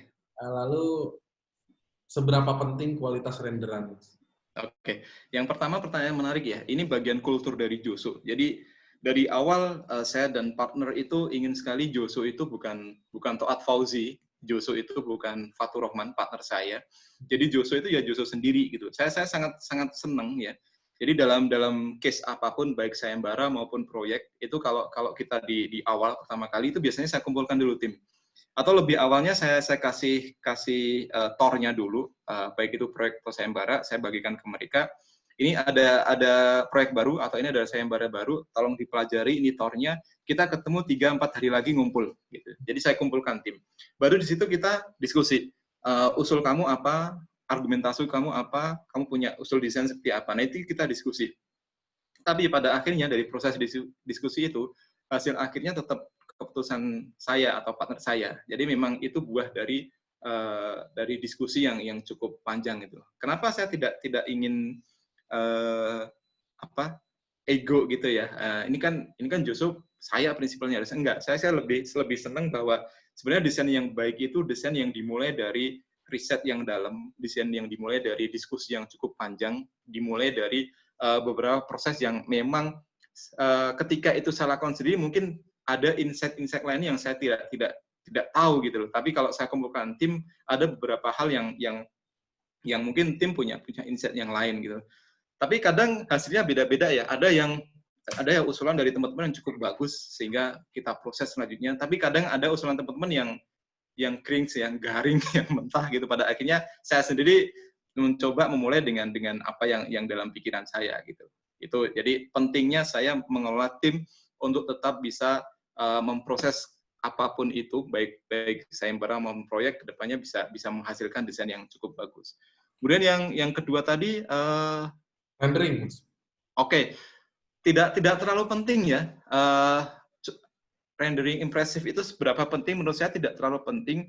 Yang penting desainnya gitu. Desainnya desain sendiri bisa mewakilkan kategori itu impresif atau enggak ya. Jadi bukan harus dirender sedemikian rupa sehingga cukup menarik tapi desainnya biasa enggak. Tapi kalau memang dari awal desainnya bagus ditambah lagi dengan desain rendering impresif yang bagus, itu akan punya nilai plus. Jadi bukan satu hal yang penting, tapi itu satu hal yang mempunyai nilai plus dalam satu karya.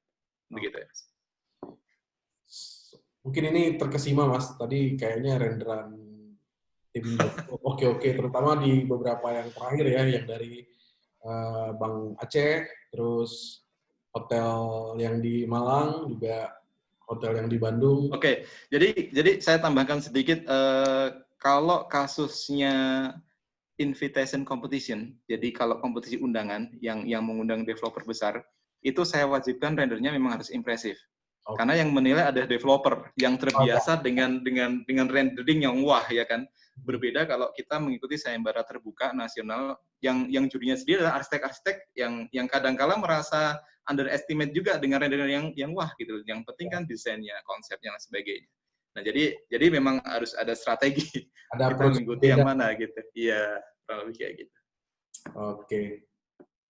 Terus ini ada lagi masih dari Mas Wahyudi ini sekarang, Mas. Oke. Terima kasih katanya atas sharingnya. Lalu ada pertanyaan, hal apa yang harus diutamakan dalam prioritas sayembara? Lebih ke keinginan klien kah? Atau idealisme kita kah? Atau hanya mengikut standar dari TOR aja? Oke. Yang pertama, jangan mengikuti standar. Itu jelas tidak, karena kita ikut sayembara. Bukan kita hanya membuat proyek terhadap satu klien gitu ya, yang arsiteknya kita sendiri gitu, enggak. Kita proses sayembara. Di situ ada sekian puluh, bahkan mungkin sekian ratus kompetitor ya, yang sama-sama sedang membuat desain gitu. Jadi sebisa mungkin jangan standar, harus lebih dari standar. Kemudian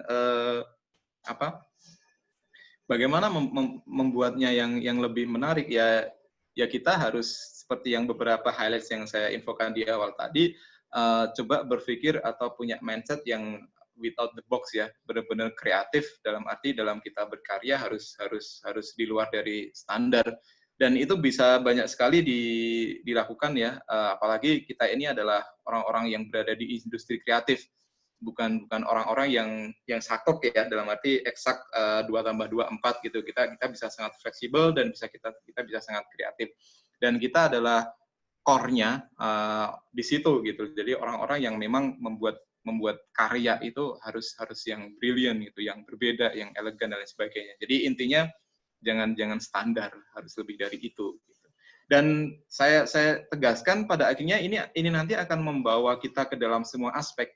Jadi baik dalam proyek reguler, baik dalam kita menangani proyek apapun, mulai dari mendesain hal yang kecil ya, katakanlah toilet atau pos satpam misalnya, sampai yang besar, master plan besar, itu akan terbawa dengan sendiri. Kita akan berkarya dengan sebaik mungkin gitu. Kita akan mencoba keluar dulu dari pattern, dari standar, dan itu kita akan suguhkan dengan yang maksimal. Jadi bukan hanya di sayembara, apapun yang kita pegang, yang kita hadapi, itu harus lebih dari standar yang ada. Mungkin begitu. Ini sangat bagus sekali jawabannya. Ini ada satu yang menarik juga nih Mas, pertanyaan dari Mas Henry Toman. Siap. Apakah dalam tim ketika mengerjakan sayembara itu melibatkan ahli struktur atau hanya tim teman-teman arsitek di studio aja? Oke. Pertama kita melihat sayembaranya dulu. Kalau memang itu tidak perlu melibatkan, kita nggak akan melibatkan. Tapi kalau memang dirasa harus melibatkan, minimal kita bertanya atau konsultan ya. Kan kita punya beberapa teman yang ahli di struktur gitu ya. Kalau misalnya seperti ini kayak gimana? Jadi bukan melibatkan secara langsung, dia harus ikut diskusi, dia harus eksekusi, enggak. Tapi kita lebih ke konsultasi sih. Jadi kalau kayak gini seperti apa dan sebagainya. Tapi sebagian besar, kebanyakan memang selama ini kita sendiri. Jadi tim arsitek kita sendiri untuk meng-create, mengelola, dan kita pakai logika yang pernah kita lakukan gitu. Karena kita juga di proyek-proyek reguler gitu juga sering, misalnya kalau high-rise ya kita sering sekali mengerjakan high-rise building dengan kondisi kita melihat struktur idealnya seperti apa, itu juga kita masukkan ke dalam sayembara, seperti itu. Jadi hanya just in case dibutuhkan beberapa disiplin ilmu yang lain, bisa jadi dari struktur, bisa jadi dari tim mechanical electrical ME gitu ya, bisa jadi dari misalnya QS, kita butuh RAP yang detail, coba kita tanya dan sebagainya. Jadi tergantung problemnya. Gitu. Jadi tidak dilibatkan dari proses diskusi awal ya. Ya, betul. Ini sebagai tempat bertanya dan diskusi ketika menemui masalah di bidang yang ditemui gitu ya. Betul sekali. Tadi ME dan lain-lain. Kira-kira begitu untuk Mas Wahyudi, Mas Henry Toman tadi. Ini Mbak Siti Muzaina kembali bertanya lagi nih Mas. Ini juga cukup bagus pertanyaannya. Adakah tips untuk mengeluarkan ide ketika stuck dalam berproses desain? Lalu kalau boleh di-share di mana manajemen waktu ketika mengerjakan sayembara di Joso Arsitek dan value apa yang dihadirkan ke dalam tim? Oke, pertama saya yakin kita orang-orang kreatif yang masing-masing person punya cara sendiri ya untuk mengeluarkan ide terbaiknya gitu. Kalau saya sendiri ditanya gimana sih bisa menajamkan sisi kreatifnya, sih imajinasi. Yang pertama saya orangnya suka nonton film ya. Jadi itu menjadi salah satu bagian saya melihat satu karya yang di situ kalau kita lihat film kan begitu hampir semua karya itu di film ya. Di situ ada musik, di situ ada fotografi, di situ ada acting, di situ ada latar settingnya, bahkan banyak sekali. Sekarang orang CGI gitu ya buat building bangunan. Jadi secara nggak langsung karena saya senang nonton, banyak sekali insight gitu ya. Kita hanya diam mengikuti alur cerita sampai akhirnya cukup membuat oh ya ini bisa gini dan sebagainya gitu. Itu yang pertama. Yang kedua, saya senang diskusi ya dengan teman-teman gitu, dengan siapapun. Itu akan membuka insight atau pola pikir yang berbeda dari yang kita biasanya gitu. Jadi mungkin mulai dibiasakan kalau memang dikondisikan ketemu orang gitu harus ngobrol, harus ngomong, itu sebenarnya sisi positif yang bagus yang menambah wawasan ke kita. Jadi Hasilnya tidak kita rasakan saat itu. Jadi bisa mungkin saja 2 minggu lagi, 1 bulan lagi, 5 tahun lagi misalnya. Tapi dengan seringnya kita diskusi dengan orang, wacana-wacana itu akan tumbuh dengan sendirinya di alam bawah sadar kita gitu. Karena saya yakin profesi seperti kita, arsitek, itu adalah profesi yang kita menggunakan pembendaharaan apa ya, satu apa, imajiner yang visioner yang pernah kita lihat ke dalam alam bawah sadar kita gitu. Dari mungkin kita kecil pernah merasakan melihat satu bangunan bagus, atau kita merasakan permukaan kayu, gelap terangnya ruangan, kemudian satu vista ruang dan sebagainya. Ketika itu terus menumpuk, nah kita gunakan saat-saat sekarang, bagaimana kita mengejawantakan apa yang pernah kita pikirkan, pernah kita lihat pada saat itu. Jadi banyak hal, kalau menurut saya 2 hal itu tadi yang mungkin bisa menambah sisi kreatifnya. Gitu. Kalau yang kedua tadi manajemen waktu ya.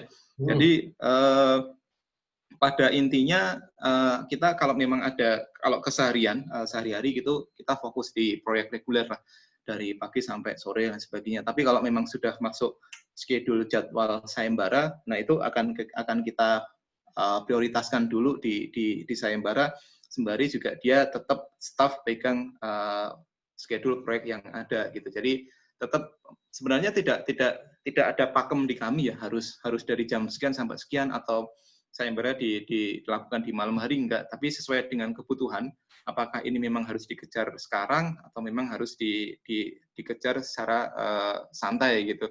Tapi hal-hal demikian memang di kami seringnya kulturnya itu sayembara dilakukan secara singkat ya, lebih seringnya SKS gitulah, kebut-kebutan gitu. Ini saya yakin juga hampir semua konsultan atau teman-teman di sini juga sering kayak gitu. Yang paling penting adalah mulai diskusinya sebenarnya, bukan mulai eksekusinya. Jadi mulai diskusi untuk riset, untuk membuat alternatif sebanyak mungkin, untuk mengeksekusi satu desain yang terbaik gitu ya. Itu nanti ketika itu sudah panjang dan berapapun hari eksekusinya, katakanlah H-1 seminggu, H-5, ketika kita sudah dapat satu desain nih, greng gitu ya, wah ini mantep nih. Nah, kita untuk proses eksekusinya akan lebih cepat. Dan untuk value teman-teman juga, mereka dengan sendirinya akan menambah pengalaman yang berbeda ya dibanding dengan keseharian mereka memegang proyek reguler gitu ya. Ketika mereka riset lebih dalam lagi dengan proyek sayembara, itu kan menambah insight yang baru. Begitu Mas. Oke, terima kasih banyak Mas Taat. Ini ada Pak Ketua YAI Riau, Pak Khairus. Oh, selamat malam Pak. Terima kasih sebesar-besarnya Mas Taat Fauzi, katanya atas sharing ilmu dan karyanya malam ini sangat bermanfaat. Mungkin nanti di akhir kita coba undang Pak Khairus untuk menyampaikan beberapa patah kata kali ya. Siap.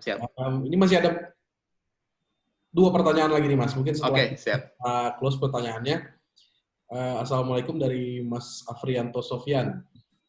Selamat malam, salam sejahtera. Menurut seorang arsitek, dalam mendesain arsitektur harus bisa terbangun dengan memperhatikan logika struktur dan MA sebagai karya arsitektur layak fungsi.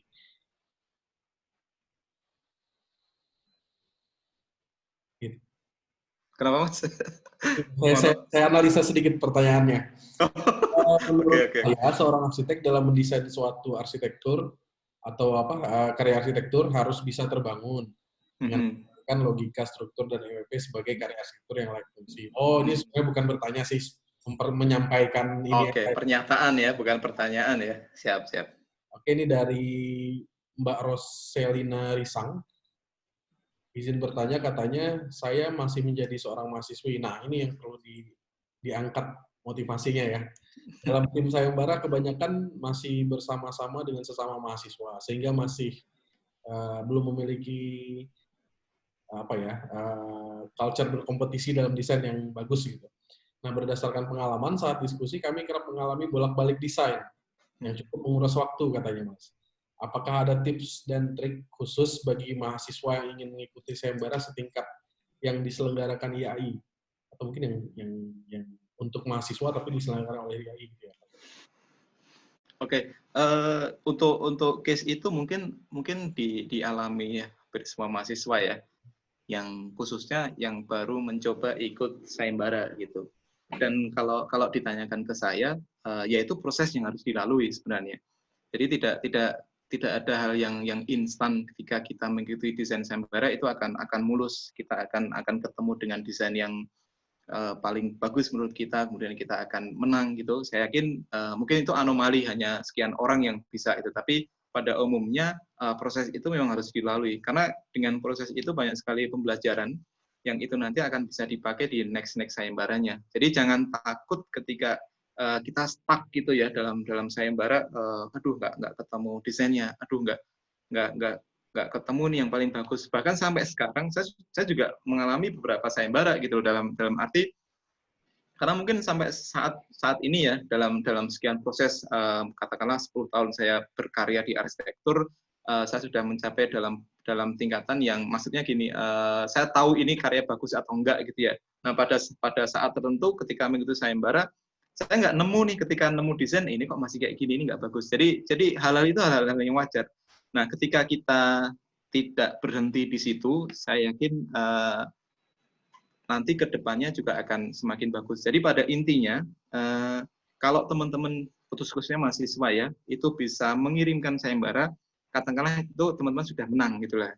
Jadi sayembara itu sebenarnya musuhnya bukan kompetitor, musuh utamanya ya, tapi diri kita sendiri. Kita bisa menyelesaikan sayembara atau enggak gitu dengan tepat waktu, deadline gitu.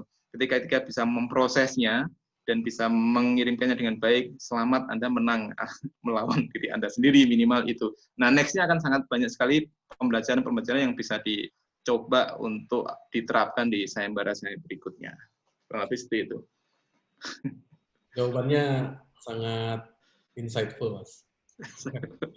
Tapi saya bukan motivator loh. Iya, tapi jujur emang pasti kita mengalami semua ya proses bersayembara. Mungkin yang kalau dari mahasiswa udah sempat pernah ikutan sayembara pasti mengalami hal itu gitu. Apalagi kalau dikerjakan secara tim dan memulai membiasakan diri kerja bersama tim itu juga bukan hal yang mudah gitu kan. Yes, betul. Yang tadinya biasa bekerja, anggaplah kita biasa mungkin di kuliah bekerja di studio, ya tugas masing-masing gitu kan. Iya. Jadi ada cerita sedikit Mas Murian, partner saya sekarang ini, sebenarnya waktu itu saya berdasarkan proses searching ya, proses meraba-raba gitu, dari satu angkatan, ini siapa sih yang paling punya chemistry sama saya.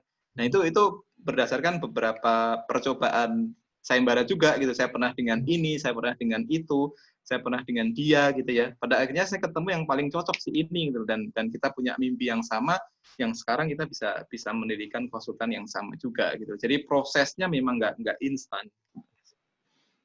Ini ada satu pertanyaan terakhir, Mas. Siap. Kayaknya juga lumayan pamungkas pertanyaannya nih.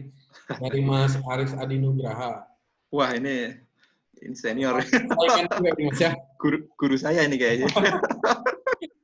Salah satu saingan dalam bersayembara juga ini, Mas. Mas Bontang kalau kita kenalnya ya. Iya. Mas Toat katanya, terlepas menang atau tidaknya, apakah ada dari kayak karya sayembara tim Joso yang menurut Mas paling berani atau paling, kalau di sini dia masih menulis dengan out of the box. Kalau dari Mas Toat tadi without the box. Nah, iya. Mas Toat. Oke. Terima kasih Mas Aris. Ini Mas Aris ini sama-sama sering menang ya. Jadi memang salah satu arsitek muda yang punya desain yang cukup bagus bersama timnya di Hepta, bersama Mas Mahmi juga. Nah itu pertanyaan bagus. Sedikit Mas. Ya. Kalau yang itu Mas Aris Munandar. Oh iya, beda. Saya tahu lah. Ini Mas Aris Adinugraha beda, tapi memang masih satu satu klan. Satu klan lah mereka juga. Oh iya. Aduh, siap Mas Aris. Saya jadi ingat ada satu grup juga di WA. Jadi terima kasih Mas Aris pertanyaannya. Jadi kalau boleh saya jawab, semua sayembara yang di kami itu memang berdasarkan proses yang panjang yang menurut kami itu semua out of the box gitu ya. Jadi saya bukan tipikal yang bilang karya ini paling bagus, enggak. Kalau paling puas iya, seperti yang tadi katakanlah misalnya yang Aceh ya, yang sayembara Bang Aceh itu secara karya saya puas.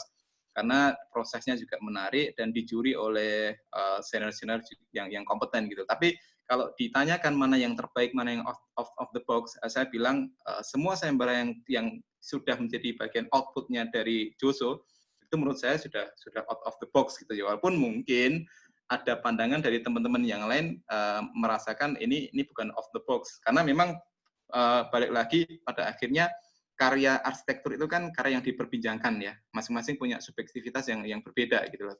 Nah dengan ini saya sendiri bilang ya hampir semuanya out of the box gitu ya, bukannya sombong, bukannya gimana tapi karena yang proses yang saya lalui atau tim yang lalui itu proses yang menarik gitu loh. Dari yang keluar gitu ya, yang kita kirim itu biasanya melalui alternatif desain yang cukup banyak.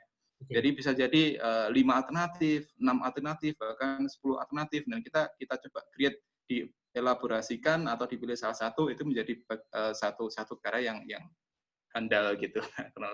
Itu Mas Aris, terima kasih. Ya, terima kasih jawabannya juga Mas Toat. Siap. Ini Mas Aris Munandar juga kebetulan ada menyimak di sini sih sepertinya ya. Kalau tadi Mas Aris Adi Nugraha. Soalnya tadi di awal saya lihatnya Mas Aris Munandar. Ya. Jadi salah orang. Oke, mungkin untuk sesi pertanyaan bisa kita close ya. Mungkin kita coba panggilkan Pak Khoirus sebagai Ketua YAI, mungkin bisa memberikan sepatah dua patah kata. Mungkin Pak Choi? Ya, selamat malam semuanya dan terima kasih khususnya kepada Mas Toat Fauzi yang merupakan sesi ketiga ini di acara kami Sharing with Arsitek, dan segala sharing yang telah diberikan kepada kami khususnya pada seluruh peserta yang hadir pada malam ini mendapatkan manfaat yang luar biasa terhadap pengalaman-pengalamannya di dalam sayembara. Memang dari pengalaman-pengalaman ini termasuk dengan diskusi formal akan menjadi suatu manfaat pengalaman tersendiri terhadap beberapa karya yang memang harus kita hasilkan sebagai seorang arsitek, karena arsitek itu harus berkarya memang Mas Toat ya, harus berkarya. Dengan karyanya kita dikenal sebagai arsitek. Tanpa karya dia bukan arsitek menurut saya kan, karena tidak dikenal apa-apa. Tapi dengan adanya pengalaman seperti ini, betul-betul Mas Toat saya nyatakan memang seorang arsitek yang luar biasa ya. Artinya akhirnya karya-karya kita dikenal. Apalagi dengan adanya kita mendapatkan penghargaan ya kan, penghargaan di beberapa karya-karya yang disayembarakan ya kan. Efeknya adalah dengan seperti itu, karena dikenal dengan karya-karya tersebut, relasi pasti bertambah banyak ya Mas Toat ya. Relasi bertambah banyak dengan dilihat dari berbagai kalangan, dari pemerintah, dari masyarakat, sehingga memang karya itu memang harus dikenal, nah, kan? Dan relasi-relasi bertambah. Apalagi kita mendapatkan hadiah, pasti dengan mendapatkan hadiah itu wujud dari karya kita itu pasti menjadi suatu nominasi yang dianggap cukup diperhitungkan, gitu. Itu yang dapat saya kesimpulan dari sebuah sayembara, gitu. Dan kami-kami yang ada di daerah, kami di Riau ini termasuk kampung Mas Toat. Jadi memang harus banyak belajar dari senior-senior yang memang sudah berkiprah banyak di dunia sayembara. Ya kan? Nah, apalagi dari adik-adik mahasiswi tadi, dengan semangatnya mereka akan belajar terus bagaimana menciptakan keinginan yang kuat untuk mengikuti sayembara dimulai dari sekarang setelah mendengar Mas Toat mengasih motivasinya. Terima kasih loh Mas Toat, sedikit saja yang dapat saya sampaikan. Moga-moga Bapak dapat pahala khususnya memberikan ilmu ini. Terima kasih Mas Toat. Terima kasih sama-sama Pak Khoirus. Ya, assalamualaikum. Waalaikumsalam. Terima kasih kembalikan Pak Marian. Ya, selamat malam Pak. Terima kasih juga. Ini mungkin dari 3 sesi yang sudah kita lalui ya. Sebenarnya ada benang merah yang saya catat di sini dari tiga orang yang kita undang untuk memaparkan atau sharing terkait pengalaman mereka bersayembara, yaitu pertama kita ada Mas Primaldi dari Labworks, lalu Mas Fahmi dari Hepta, dan sekarang ada Mas Toat Fauzi ini di sesi kita yang ketiga. Ada 3 poin yang saya tangkap. Sebenarnya ini tidak hanya terkait sayembara saja sih. Kalau dari yang saya lihat tuh, ini berlaku tidak hanya di sayembara, tapi ya di seluruh project gitu. Yang pertama itu riset. Riset ini yang hal yang sangat penting gitu. Ini baik sayembara ataupun project-project lain. Riset ini untuk apa? Untuk mematangkan konsep. Yang kedua itu adalah bekerja bersama tim, yaitu kolaboratif, berkolaborasi dan bersama gitu ya. Dan yang ketiga itu jangan mengikut standar. Nah, kita berbicara kalau tadi kata Mas Toat, kalau bisa without the box gitu. Kira-kira gitu. Gimana Mas Toat? Siap. Terima kasih banyak, Mas. Oke. Luar biasa. Jadi, saya juga sangat terima kasih ini Mas Toat sudah mau menyempatkan waktunya untuk berbagi bersama kita di sini. Sama-sama, Mas. Mungkin nanti ada yang bisa di-share hasil diskusi malam ini. Ini juga kita record dan sekarang juga kita tampilkan di stream YouTube dan akan selalu ada di situ. Mungkin bagi yang nanti teman-temannya yang terlewat, yang belum sempat menonton atau berhalangan hadir, bisa juga cek di akun YouTube-nya YAI Riau. Oke, mungkin ada satu dua patah kata yang ingin disampaikan, Mas, mungkin sebagai Oke, yang pertama saya mengucapkan terima kasih dan kedepannya sukses selalu untuk YAI Riau. Tentunya dengan teman-teman seperti ini cara approach yang berbeda ya, bagaimana kita mensiasati situasi pandemi begini dengan terus belajar.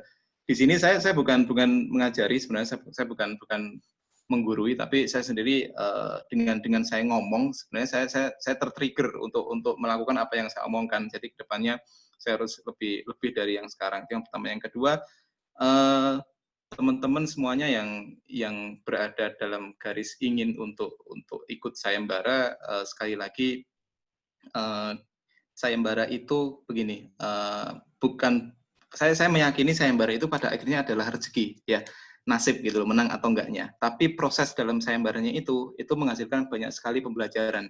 Jadi mulai dari tadi yang dibilang Mas Rion, riset, kemudian bagaimana kita berdiskusi dengan tim, dan bagaimana kita memproses itu semua, mengeksekusinya dari awal sampai akhir, itu akan sangat bermanfaat sekali kita gunakan dalam proyek-proyek reguler. Karena insight yang berbeda, kemudian pengalaman-pengalaman berbeda, kemudian hal-hal yang di luar itulah bagaimana kita mengoperate software, hardware gitu ya, itu akan sangat bermanfaat sekali dalam proyek.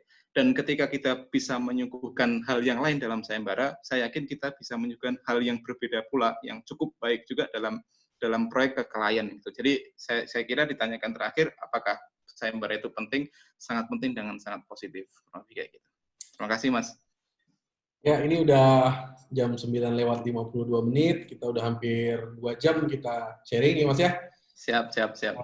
Mungkin teman-teman yang ada di Indonesia Tengah udah jam 11 malam, udah mendekati hari esok gitu ya. Sekali lagi terima kasih Mas Toat Fauzi atas sharingnya. Sama-sama, terima kasih. Mungkin kita cukupkan sampai di sini, sampai bertemu kembali mungkin di waktu-waktu lain, Mas ya. Mungkin kita ke depan kalau bisa ada kesempatan bertemu dan sharing diskusi secara langsung bakal lebih seru lagi kali, Mas ya. Siap. Oke. Ya, untuk semuanya mungkin sekian untuk acara Sharing with Architect YAI Riau Bicara Sayembara malam ini bersama Mas Toat Fauzi. Bagi yang tadi terlambat atau belum sempat mengikuti karena ada halangan dan lain-lain, bisa dilihat rekaman atau streaming diskusi kita malam ini di YouTube-nya YAI Riau. Mungkin segitu aja. Terima kasih lagi buat semua peserta. Kita bertemu di sesi sharing with arsitek berikutnya yang masih kita godok entah kapan tanggalnya. Mudah-mudahan dalam waktu dekat kita masih akan bisa mengadakan acara sharing with arsitek lagi. Oke, terima kasih. Selamat malam. Wassalamualaikum warahmatullahi wabarakatuh. Waalaikumsalam warahmatullahi wabarakatuh. Selamat malam semuanya. Selamat malam.